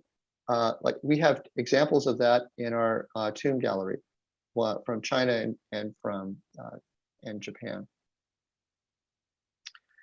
And finally, then the other Buddhist figures that you find in art are described as lohans. It's the Chinese name for what in Sanskrit is called an arhat. Arhats are, as I've come to understand, are more closely associated with Theravadan school of Buddhism, which, while I'm not sure, honestly, Theravadins may actually recognize some of the bodhisattvas as well, but they really do understand that they talk about Theravadins are really more about the dedicated monk who is able to just give up worldly possessions and through their own meditation achieve enlightenment and release or nirvana from suffering. These are people who these are referred to as arhats or lohans, and they then turn into teachers, just as the historical Buddha would have been a teacher, sort of working towards continuing the teachings of the historical Buddha. And there are lots of examples of these. They in paintings often, and you see them in prints, and they're just these are all from the collection. They're really late 18th century, beautiful, amazing drawings and paintings. Again, there's the use of line here to create a sense of form and three-dimensional structure is remarkable, I think. And then there are Lindsay Lohan's, but this is from another time. Okay, so I just wanted to end with this. We have two terrific resources for continuing education in Asian arts at the museum. One is the Asian Arts Council, and the other is the South Asian Arts Council. Both of them have regular meetings, regular talks, study groups. And once you're out of training, of course, training never really ends. And these are wonderful groups to be part of as docents. And with that, I think I will. There's a few more slides here. I'm not going to go into them. They really are a little bit repetitive, but just including some terms that you might use with some definitions, if that's helpful. Marks of the Buddha, we've talked about this. And I might close with this, actually. Tips for touring Buddhist art. Because for most of us, coming from a Western point of view, Buddhist art can be confusing. People generally don't refer to the Buddha as a god the way we think of in the Western Judeo-Christian tradition of there being a single god. The Buddha is really, Buddhism is really considered more of a spiritual belief or philosophy, and it's sometimes easier to talk about it in that fashion. Again, Buddhas are not worshipped as omnipotent gods, but they're respected, honored, and revered for their wisdom and guidance. And Buddhist practices and customs are going to vary widely from one culture to the next. So avoid absolute and superlative statements, the most important, the only, things like that. And be prepared for visitors to correct or qualify your statements about Buddhism, because that's not how they think about it. And I find those moments to be really enlightening myself. That I really appreciate that when someone says, well, actually, that's not how it is. And then I just want to hear how they hear it. And what's important to them. That's all part of the story of Buddhism in a fashion. So with that, I'll stop and take your questions. Okay, who has questions for David? I have a question. I'm sorry, people raised their hand. I should have too. If you see, for example, a lotus on a Chinese burial object, so I think of a lotus as a Buddhist symbol, but then it's a burial object. Is it just a general symbol of purity, or is it a Buddhist symbol, or is there just no way to know? Yes. It's definitely a symbol of purity, and it may say something about it would certainly say something about the individual, right? It's something that someone may have if they might have been Buddhist, they might not have been a Buddhist. Lotus is a pretty ubiquitous symbol. So I think that's another example where I think you already got it, that you might avoid saying that this would have to be someone who practiced Buddhism. Maybe they didn't, but they certainly are following in the traditions of the symbolic tradition of the lotus representing something that was pure. Does that make sense? That's how I would approach it. That's kind of what I was thinking. It's like Buddhism would have been widespread by the time of this particular object, but even so, yeah, like you say, you can't assume that it's a Buddhist and not just a general symbol. It's the assumptions that often get us into trouble. But, okay, thank you. That was really helpful. Yeah. Anybody else? Yeah. Becky? Becky? Yeah, back in the time, first, second century and all that, women and men both could try to obtain nirvana, correct? Now, there's a great question. And I'll be honest, I don't know the right answer. I don't know a very complete answer for that. There are Buddhist nuns today. I don't know if that's a tradition that existed in the first, second, third century. I just don't know. That would be a really interesting thing to look into. If you find out, let me know. Yeah. Can I jump in for a second? This is Jim. David, that was wonderful. Thank you. Very enlightening. Sorry. But I wanted to underscore two things David said for everyone, especially those who haven't yet had our South and Southwest Asian and done the work of Tibet and the other areas that we're going to cover in that segment. But I want to underscore what he was saying about how different cultures, different geographic regions put their own spin, if you will, on Buddhism. And where we've made kind of a blanket statement that the Buddha wears simple monk's robes. Well, in Tibet, he can wear fancy robes and wear jewelry. And so you might initially say, well, that can't be Buddha. It's got all this stuff and it's got a big crown and blah, blah, blah. Well, no, in Tibet, or I'm sorry, in Thailand, I didn't mean Tibet, I meant in Thailand. They took it differently. So this is just underscoring what David said. Don't make absolute statements. And, again, try and qualify things so that we aren't misleading our visitors or leaving ourselves open to them saying, oh, no, you're wrong. This is that, whatever. So that's just kind of reinforcing what David said. And I hope that's helpful.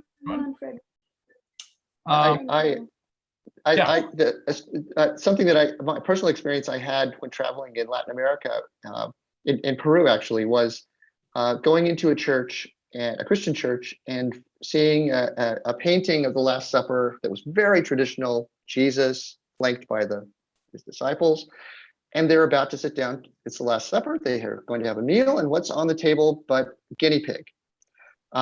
So the artist was doing exactly that. Appealing to the local people who actually enjoyed guinea pig. And so, of course, if Jesus ate guinea pig, then wow, he must have been a pretty good guy. But it was, anyway, this is the whole thing. Appeal to your audience. Great observation. The other thing I wanted to add, and again, David did a good job of this, but be careful in our very cosmopolitan world today, multi-faith, multi-cultural, to always present these religious concepts and ideas and philosophies as the adherents of that religion at that time believe this. And don't make a blanket statement like you're telling this is the absolute truth. You tell the story of the Buddha, not as if we need to believe it, not as if you're trying to convert people to Buddhism. And I'm sure you all know this, but it's just sometimes we can slip into the language like we're accepting that all of you believe this. And it's of course not true. And you might get some, fundamentalist Christian, or you might get some atheist or someone who's Muslim or Jewish or whatever, who will take exception to the way you're presenting things. So you have to be very culturally sensitive and put it kind of in a step back in a historical context. This is what adherents to this sect believed, or this is how they approach this. And so again, not as if you should believe this, and I don't mean you would ever say that in those words, but it can be implied. And so in any area, like when we're talking about Islamic art in the South Asian and Persian section, or if we're talking about Christianity in the devotion gallery, literally, we had someone attack the museum and the docent on Yelp, I think, or YouTube, one of them, for proselytizing Christianity. And the docent really wasn't doing that, but it was just somehow the way the words came out just sounded like, we all assume this is the fact, this is the gospel truth. And we just have to be more and more careful about that as we go forward. So I'm sure you all understand. I just wanted to underscore that. Okay, off to Michelle, or more questions for David, whatever. Yeah, anybody else?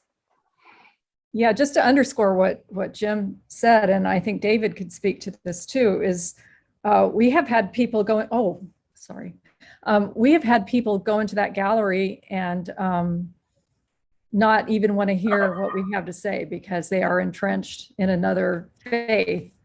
And so we do have to be very sensitive. And sometimes the best way to draw people like that in is to approach it as storytelling and things like that. But I don't know, David, do you have any examples maybe that you've encountered or? Yeah, I haven't actually run into too much of that, but it does happen. And what I try to do then is turn to what we're looking at and focus on the image, the object, its characteristics. Like I did a few times, just talking about how go to elements of art is always if you get stuck in any situation and drop back to elements of art, line, shape, form, color, balance, movement. That's engaging, and people can appreciate that in an intellectual way that gets away from all of those aspects that are often very challenging, or people want to be challenged by. Right, and even bringing in materials and techniques, like you can talk about, Yes. bronze, how do you make bronzes, and that sort of thing, and not dwell. And this is one of the key things you need to learn as a docent is, I always call it taking the temperature of your group, or finding out more about them just by conversing with them.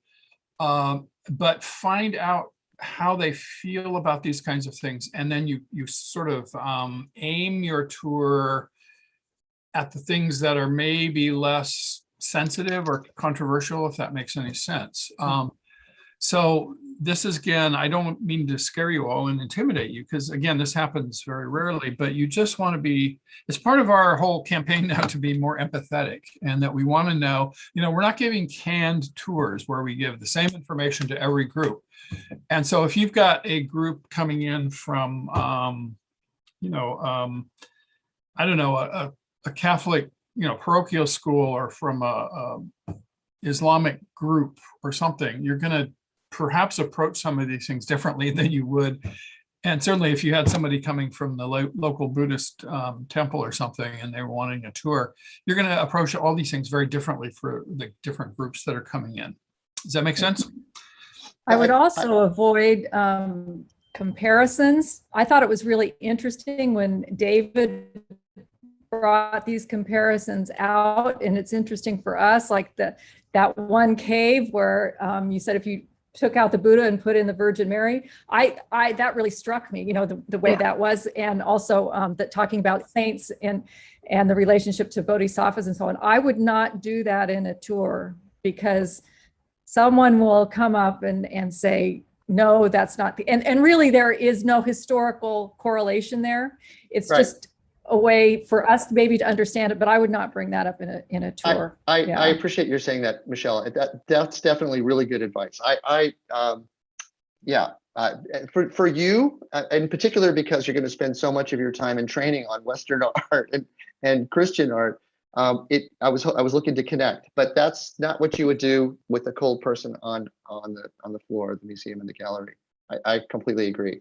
It is really fun when you have a new group to ask questions. Are you familiar with this work? And try to ask open-ended questions that aren't too, avoid judgmental kinds of things, where if someone happens to appear Asian, that you say, well, of course your family probably understands this, right? And because they may be from North Park, just like me, and not have that tradition of their family.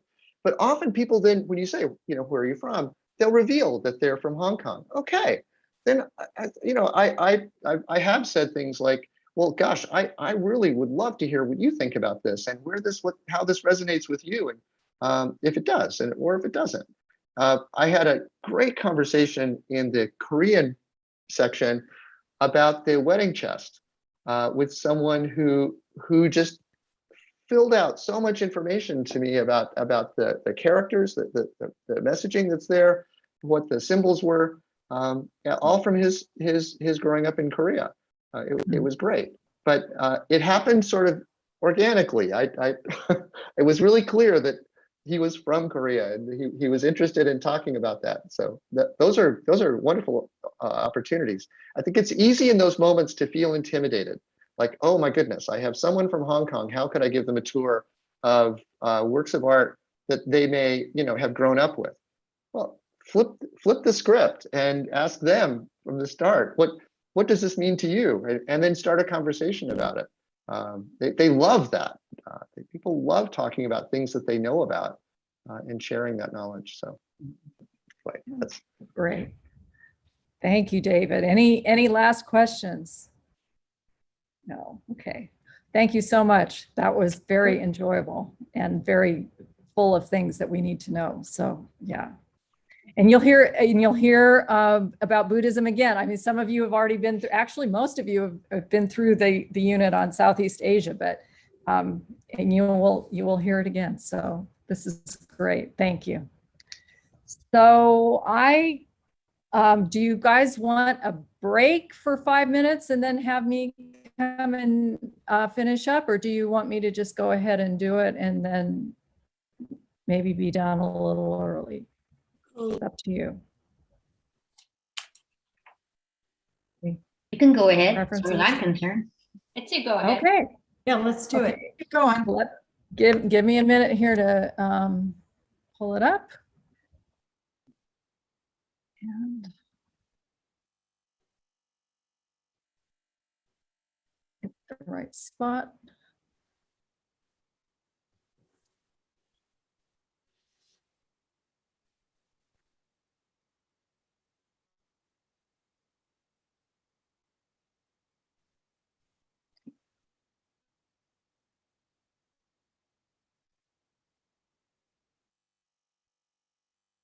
Okay, I think I found it. I'm going to go ahead and share my screen.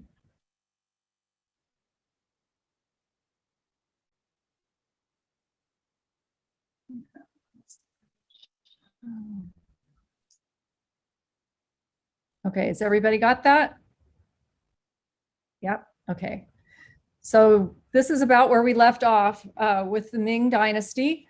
And here we are in the 14th century. So think about what's happening in Europe at this time in Western culture. So we're in the think of art. And so this is the era of the early Renaissance in through the Renaissance and the Baroque time period. And if you look at the map here, you see again, the outline is the dotted outline is modern China.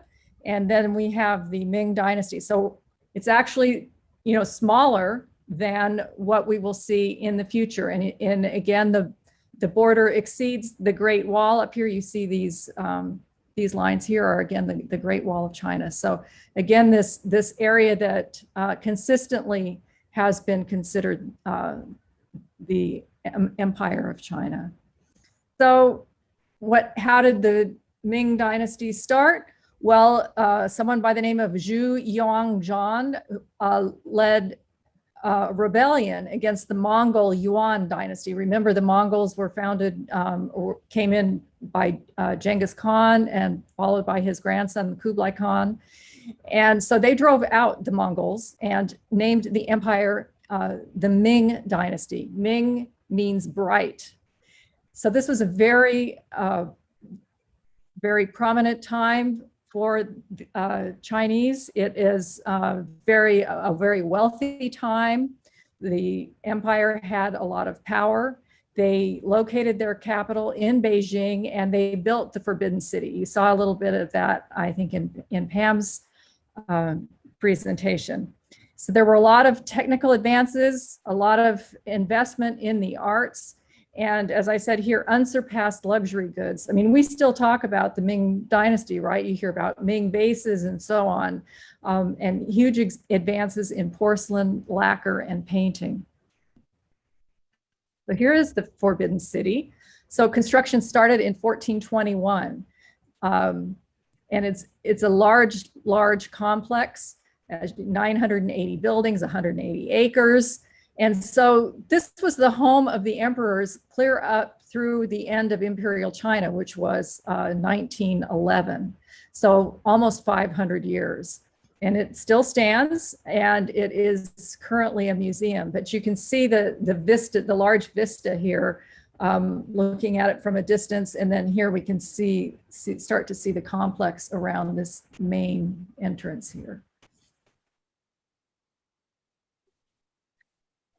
So early on, the prominent emperor Zheng He established a fleet, an important navy,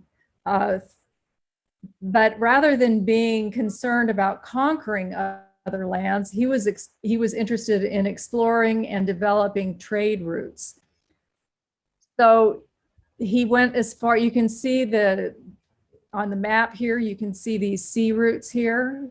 So he really went, all the way to Africa, all the way through Indonesia and, around India here. And this is how the rest of the world really became to know China as an empire and to know the power of China and to be exposed to these luxury goods. Now, of course, the Silk Roads are still being used. They have continued to be used throughout history, but this allowed the empire to expand its influence and establish trade. And again, this is all before Columbus, Vasco da Gama, and all of what we think of the age of exploration and colonization. Unfortunately, the subsequent emperors didn't invest in this. Part of that is, as we'll see, let's see, change slides here.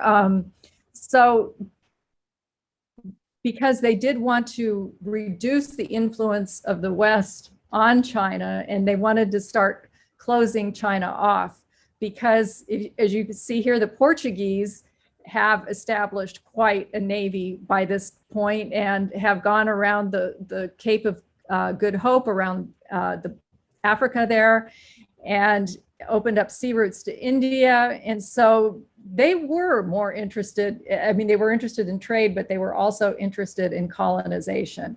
And this is what China didn't want to happen to them. So there is some disruption here because they start to compete with the Chinese on these trade routes. By 1516, they were in Canton, which is the area of Hong Kong. So China closed all of its ports except Canton to foreign trade. So I think we've talked a little bit about the literati.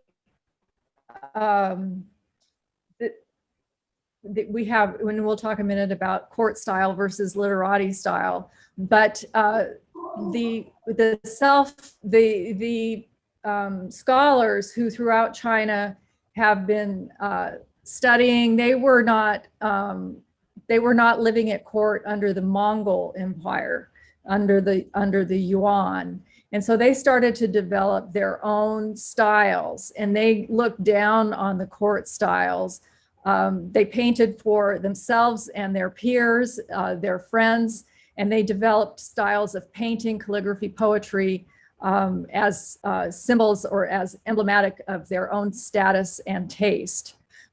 It was really at its peak here in the Ming Dynasty, and they promoted ink wash, calligraphy, and distinguished themselves from the court painters. And let's look a little bit at that. So in order to clarify, the court style, or what you can think of as more the academic style, has clear outlines, almost like an outline filled with color. Or even if it didn't have a black outline or delineated outline, it would have sharp edges, which would imply an outline. The more scholarly or literati style doesn't have these sharp outlines. It's more like calligraphy. It is more flowing, more freehand, and quite monochromatic. Think black against the gold silk that we have seen. Now, this is also the peak of porcelain, of this beautiful blue and white porcelain. We can see here the fineness and the detail of the decoration. So it's often considered that this is the absolute highest quality of porcelain ever produced. And you'll hear more about porcelain and ceramics in another lecture, because it's very important. Now, this work of art, this is something we actually have in our own museum. We have all the pages. I believe we have a couple of pages on display now, and we are giving you a report, though it won't be presented, but we are providing you with a report on this on the 10 Bamboo Studio painting manual. This is a woodblock print. The Chinese did develop printing, and it dates from the late Ming, or the next dynasty is the Qing dynasty. But what it was a manual for learning to paint. And it was printed so many copies could be made, and it could be disseminated all over the empire, so that artists everywhere could learn the rules of painting, yeah, and how to do it. So it was a very important work of art. Now we move into the Qing dynasty, and now what do you see about the size of the dynasty?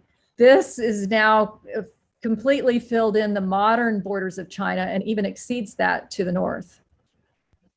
And we have the name, the names of the towns here, Beijing and so on.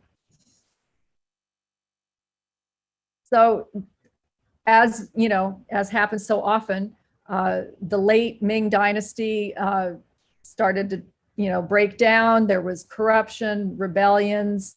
As you can imagine, quite the difference between the wealthy and the peasant class. And so, as the empire starts, or the dynasty starts to deteriorate and fall into corruption, that just makes an opening for someone else to come in. In this case, the Manchu, or the Manchurians from northeast China. And they came in, and they called themselves the Qing dynasty. So Qing means pure. Kind of an interesting story. So the Ming emperor had turned to the Manchurians to help put down a rebellion. So the Manchurians came in, and as the Chinese chased the rebels out of China, the Manchus moved in and took over the capital, and then they were the new dynasty. Rather than so much impose their way of life, they absorbed more of the Chinese culture into their dynasty. Now this screen here, actually, it's a number of different screens. Remember, we read from right to left, unlike English, which we read left to right. So this is the Palace of Nine Perfections. And it combines architectural fantasy and references to events happening at that time. It shows a grandiose materialistic lifestyle, and you can see these Qing style buildings in here. It's kind of hard to see, actually. It's not quite large enough, probably. We can see some architecture in here.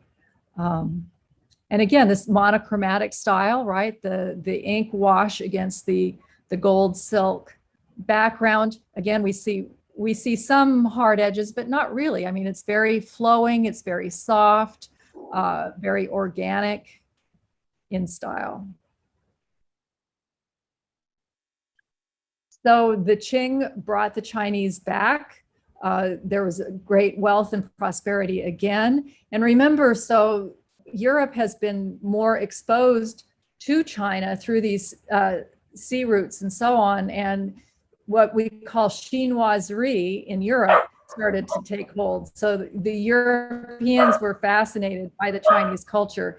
And you'll see when we study 18th and 19th century art, especially the influence of China on the Western art. So we do see some influence of Europe on the Chinese art, but not so much, just in the area of perspective, to give realism, where the Chinese artists have never been so concerned with that. But you do start to see some of that during the Qing dynasty. So what happens in this time in history is Europe enters the time after the Age of Enlightenment. We head into the Industrial Revolution, and this brings a lot of wealth to Europe, and so they become prosperous and powerful. And China has started to suffer from overpopulation. There's disease, and of course, we know that Europe has been greatly interested in colonization and expansion, and so they start to move into China. And China was defeated in 2 opium wars, which we'll talk about in a minute. And the imperial dynasty overthrown in 1911. This child here is the last emperor of China who was forced to abdicate, and my notes here say the 12th of February, 1912. So that was the end of imperial China. So the Opium Wars. So at the time, before the Opium Wars, China had the highest gross domestic product in the world. And then within 50 years after the first Opium War, its gross domestic product had dropped in half. So you can see the influence that this European influence and warfare had on their economy. So the first Opium War was against the British. So the British wanted things out of China. They wanted tea and silk and porcelain and other things from China, but they didn't have a lot that the Chinese wanted. So they had to develop, they had to find something that the Chinese would want and therefore would trade with them. So they had this rather nefarious practice. And what they did was they started to grow opium in India, because remember, India is under British influence at this point. And they start selling the opium to China. Well, you can imagine what that did to the Chinese population. The British, of course, were smart enough to not allow opium into their own country or into their own empire, but they sold it to the Chinese. So, this, great numbers of people became addicted to the opium, and the Chinese wanted it out for obvious reasons. But the British just wouldn't stop. You can see they had a similar incident to our Boston Tea Party, where the Chinese dumped an entire warehouse of opium into the ocean, about 1,400 tons. And the British sent in their navy, and the British, of course, had a very powerful navy, and the Chinese did not. And so this resulted in the Treaty of Nanjing that forced China to open up more ports to the British, and then ceded Hong Kong to the British, which of course we know Hong Kong has now been ceded back to the Chinese recently. So the second Opium War, the Chinese were dealing with a rebellion within their own borders, and the British were looking for an excuse to have another war and therefore obtain more influence. And the Chinese burned some of the foreign factories. The French then decided to use that as an excuse to enter into the war, because the Chinese killed a French missionary during that time. So again, China couldn't prevail against the English and the French, which resulted in another treaty, which then had to open up China to like foreign embassies and foreign trade along the Yangtze River, which allowed trade to the interior of China. And eventually the British made their way into Beijing and captured and plundered Beijing. And you can see the images here. Here's a print of the war, and then on the bottom right here you can see an opium den where they're smoking the opium, and of course that's difficult on your psyche. It means you're not productive.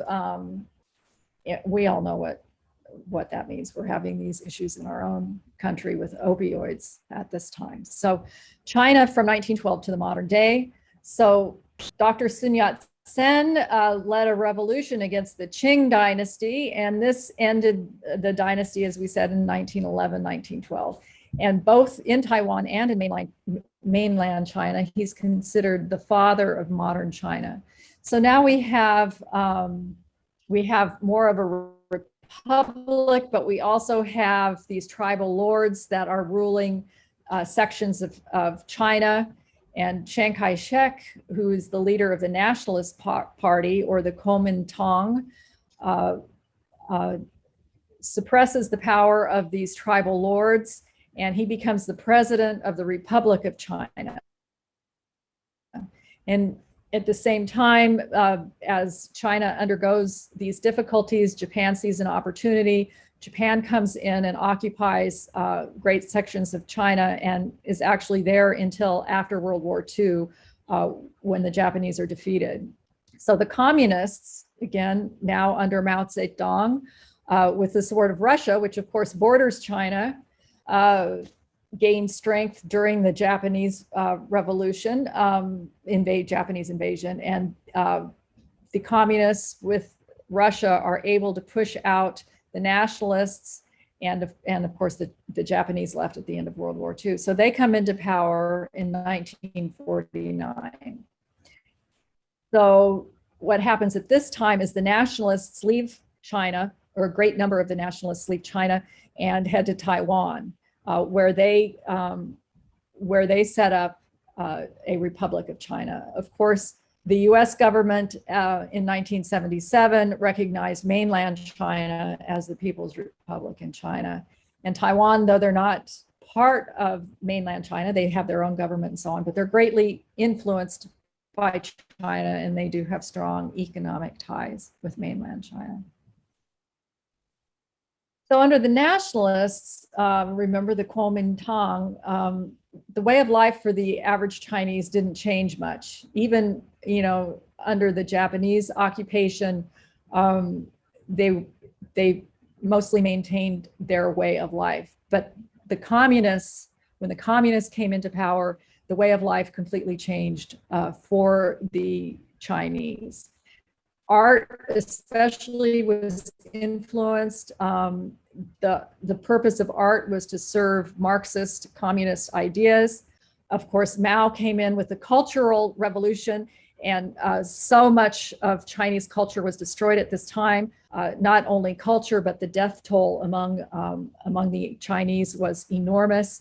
The number that I read, and I don't know where it falls in here. They just said between hundreds of thousands to 20 million, which is obviously there's a huge difference in there. But I think the takeaway here is that that many people died at the hands of the communist government during the Cultural Revolution. In the 1980s, 1981, the Communist Party denounced the policies of the Cultural Revolution, and my understanding is that there is an interest in getting to know Chinese culture, in returning to that at this time, or at least understanding and learning about it. So let's just talk about a few important contributions of China to world culture. So they are credited with inventing paper during the Han Dynasty, back in the 50 to 121 Common Era. They developed the pulp paper making process. This eventually moved beyond China into India, as we've seen in our study of Southeast Asia with the miniature paintings and the use of paper, and eventually it made itself into the West, into Europe. Just as important is the invention of printing. It started with wood block prints, which would be a carved piece of wood, maybe several pieces of wood that would be coated in different colors so that you could create artworks or printed letters. But then the great advance was movable type, where each character would be its own chunk, as you can see here, and that those characters could then be moved around and used over and over again to create different works of text. Gunpowder was invented by the Chinese during the Tang Dynasty. It was used by Genghis Khan. It was used, in different ways in warfare throughout. And then also we talked earlier or last Monday about the compass. Yeah, so a lot of advances that influenced the West eventually. So some traditional holidays, as we know, we have just, JoJo brought us the moon cakes last week in celebration of the Moon Festival or the Mid-Autumn Festival. And some of the other important days are the last day of the lunar year, which is Chinese New Year's Eve. And so traditionally, there's a large dinner, like we might have Thanksgiving here, but obviously they don't have, I doubt that they have turkey in China. Maybe we can hear about some of the things they might have. And then we have the first day of the lunar year, which is Chinese New Year. So fireworks, visiting family members and friends, Happy New Year. 15th day of the first moon, so the Lantern Festival, and that's what you're seeing in this photograph here with the parades, the lanterns floating on the water. And then again, there's traditional food here, sticky rice ball with sweet filling. And this is the end, the official end of the New Year celebration. And then the 5th day of the 5th moon is the Dragon Boat Festival. So again, here's traditional food, Shongxi. I doubt that I'm pronouncing that correctly. So that's rice wrapped in bamboo leaves with a filling of meat or sweets, and dragon boats. And of course the Moon Festival, which is the 15th day of the 8th moon. So mid-autumn, and moon cakes and family gatherings and so on. So that's it. I do want to offer my thanks to Lily Birmingham. Many of us know Lily. She was my predecessor who taught this class, and she helped me a lot by providing some notes and a wonderful outline so that I could begin to make sense of this 5,000 years of history. So I want to offer her credit on that. So with that, stop the share here and see if anybody has any questions or any comments, anything anybody wants to add. Okay. Great. So thank you so much. I know that was long. We had to cover both days of that, and I will put that up along with Pam's presentation, and David said he already put his up.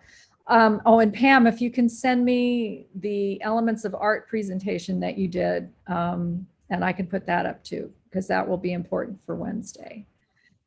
A couple things I wanted to cover. So who did not get the Chinese collection book?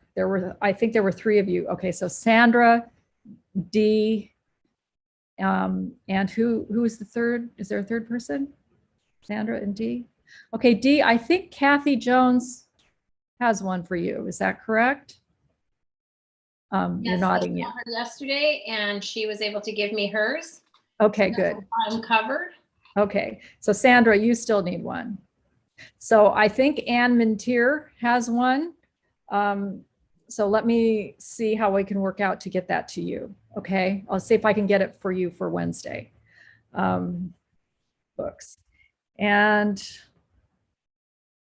so for Wednesday, did everybody understand the email that I sent out about social distancing and so on? About when you come downstairs and leave your belongings and your lunch or anything you need to in the refrigerator, and then head up to the rotunda, because we have a lot of room to spread out. And that's where I will give announcements. We'll talk about what we're going to do that day. And we're just going to be careful about this, because we really need to be careful. It's very important. So, so if anybody has any questions about that or anything else, I'll take questions. Anything? Okay, I have a question. So will we still have a chance to, around noon or at some point, go get a snack or something? Yes, we're going to do that. And we have several areas where we can go. We'll try to give you like 20 minutes. So some people can be downstairs, and there's a break room in there too. And then outside, there's all those tables. I don't know if you're aware, there's all those tables with umbrellas outside, or you could even go upstairs and there's some benches up there. But yes, I do want to make sure everybody gets a break when we're at the museum. I'm less concerned about that here because you can always sneak away and have something to eat when you're sitting there watching the slides or whatever. But you're all going to just die, or people are going to start fainting on me if we don't take a break for 3 hours. Yeah. Anything else? Okay, well, it's after 1 o'clock, so I do want to let you all go. And as usual, please feel free to email me, send me questions, text me, whatever. You want to make sure you have what you need. Okay, thank Thanks, you, Michelle. everybody. Thanks. Bye-bye. Bye. Thank you. Bye. Michelle, Yes. I sent you the elements of art, or it was sent to Jim, one or the other. I even got something from WeTransfer saying that the link was still open. I just deleted it this morning. Oh, okay, so Jim has it. Okay. Okay. I can do it again. Okay. I Not get a so problem. If I have it, I can share it. Hang on. Let me look. Because I recall Jim saying, oh, Yeah, we talked about it. Yeah. you sent it to me, and I can't believe that such a big file was sent. Okay, in yeah, I the remember email. Do you talking remember about that? it. Somehow I missed it in my email. That's my can- I- problem. I Okay, can I do it just need, I want to put it up, and I want to put up today's that you did. Was that okay? Was it too long? It was terrific. Okay. You were terrific. Okay. And you covered a lot of stuff. And between you and Ray, I think everybody's gonna know. Have more than they ever wanted to know Yeah, about yeah. Shang bronzes. I know. But it's such an important thing, and that they understand and get the history in that expansion. I love that you included your own photos and that you've been there. I think that Oh. really adds to it. Yeah. That part, I kept going through. I have great pictures of the Forbidden City, Buddhist temples along the Yangtze. It was fun to do Yeah. that. Yeah. So I don't think, Jim, if you can't find it, do you want me just to go ahead and? Because I it was, found you did, okay, I'm emailing it now. okay. What do I need to know for Wednesday, Michelle? Anything? Do you need me? we're gonna do exercises. I had originally said transitions and getting people to look. I think I'm going to leave out the transitions right now. Yeah. And because we weren't able to do the elements of art on last Wednesday. So I think we'll do the elements of art and getting people to look. And what I'm going to try to do, I would like to have people buddy up with their study buddies. And because I think we have enough space, we have people that can be spread out. If I don't, and I'm going to go through and make sure that I can do this without having too many people in the gallery. If it's too many, then I'll divide them in half. And then one of us will be in the galleries with the first group and one will be downstairs. Maybe they can do some research or I'll figure something out. And then we'll swap so that everybody gets to do that. But I want to look at my layout and see if I go to my plan, how many people am I going to have in this room and how many people am I going to have in this room and so on. So I need to kind of look at that. But I'll let you know. Yeah. So that we can have people work together and look at works of art and then report back, you know, how we always do exercises. So, yeah. And I want to get away from, and nobody has asked so far, so I'm not bringing it up, but with last year, what we used to do for exercises is everybody knew in advance what they were going to do, and then we'd show slides and they could talk. But I want to get away from that and do it more the way that we used to do it, where they have no idea what the exercise is going to be. And it gets, not because we want to make it hard on them, but we want them to think on their feet and just start, you know, looking at those things. So, Did you receive the email? okay, let me look. It went through on my side, so I don't know. I'm sure it probably did. I just have too much open on my screen here. Over here. Oh, and show.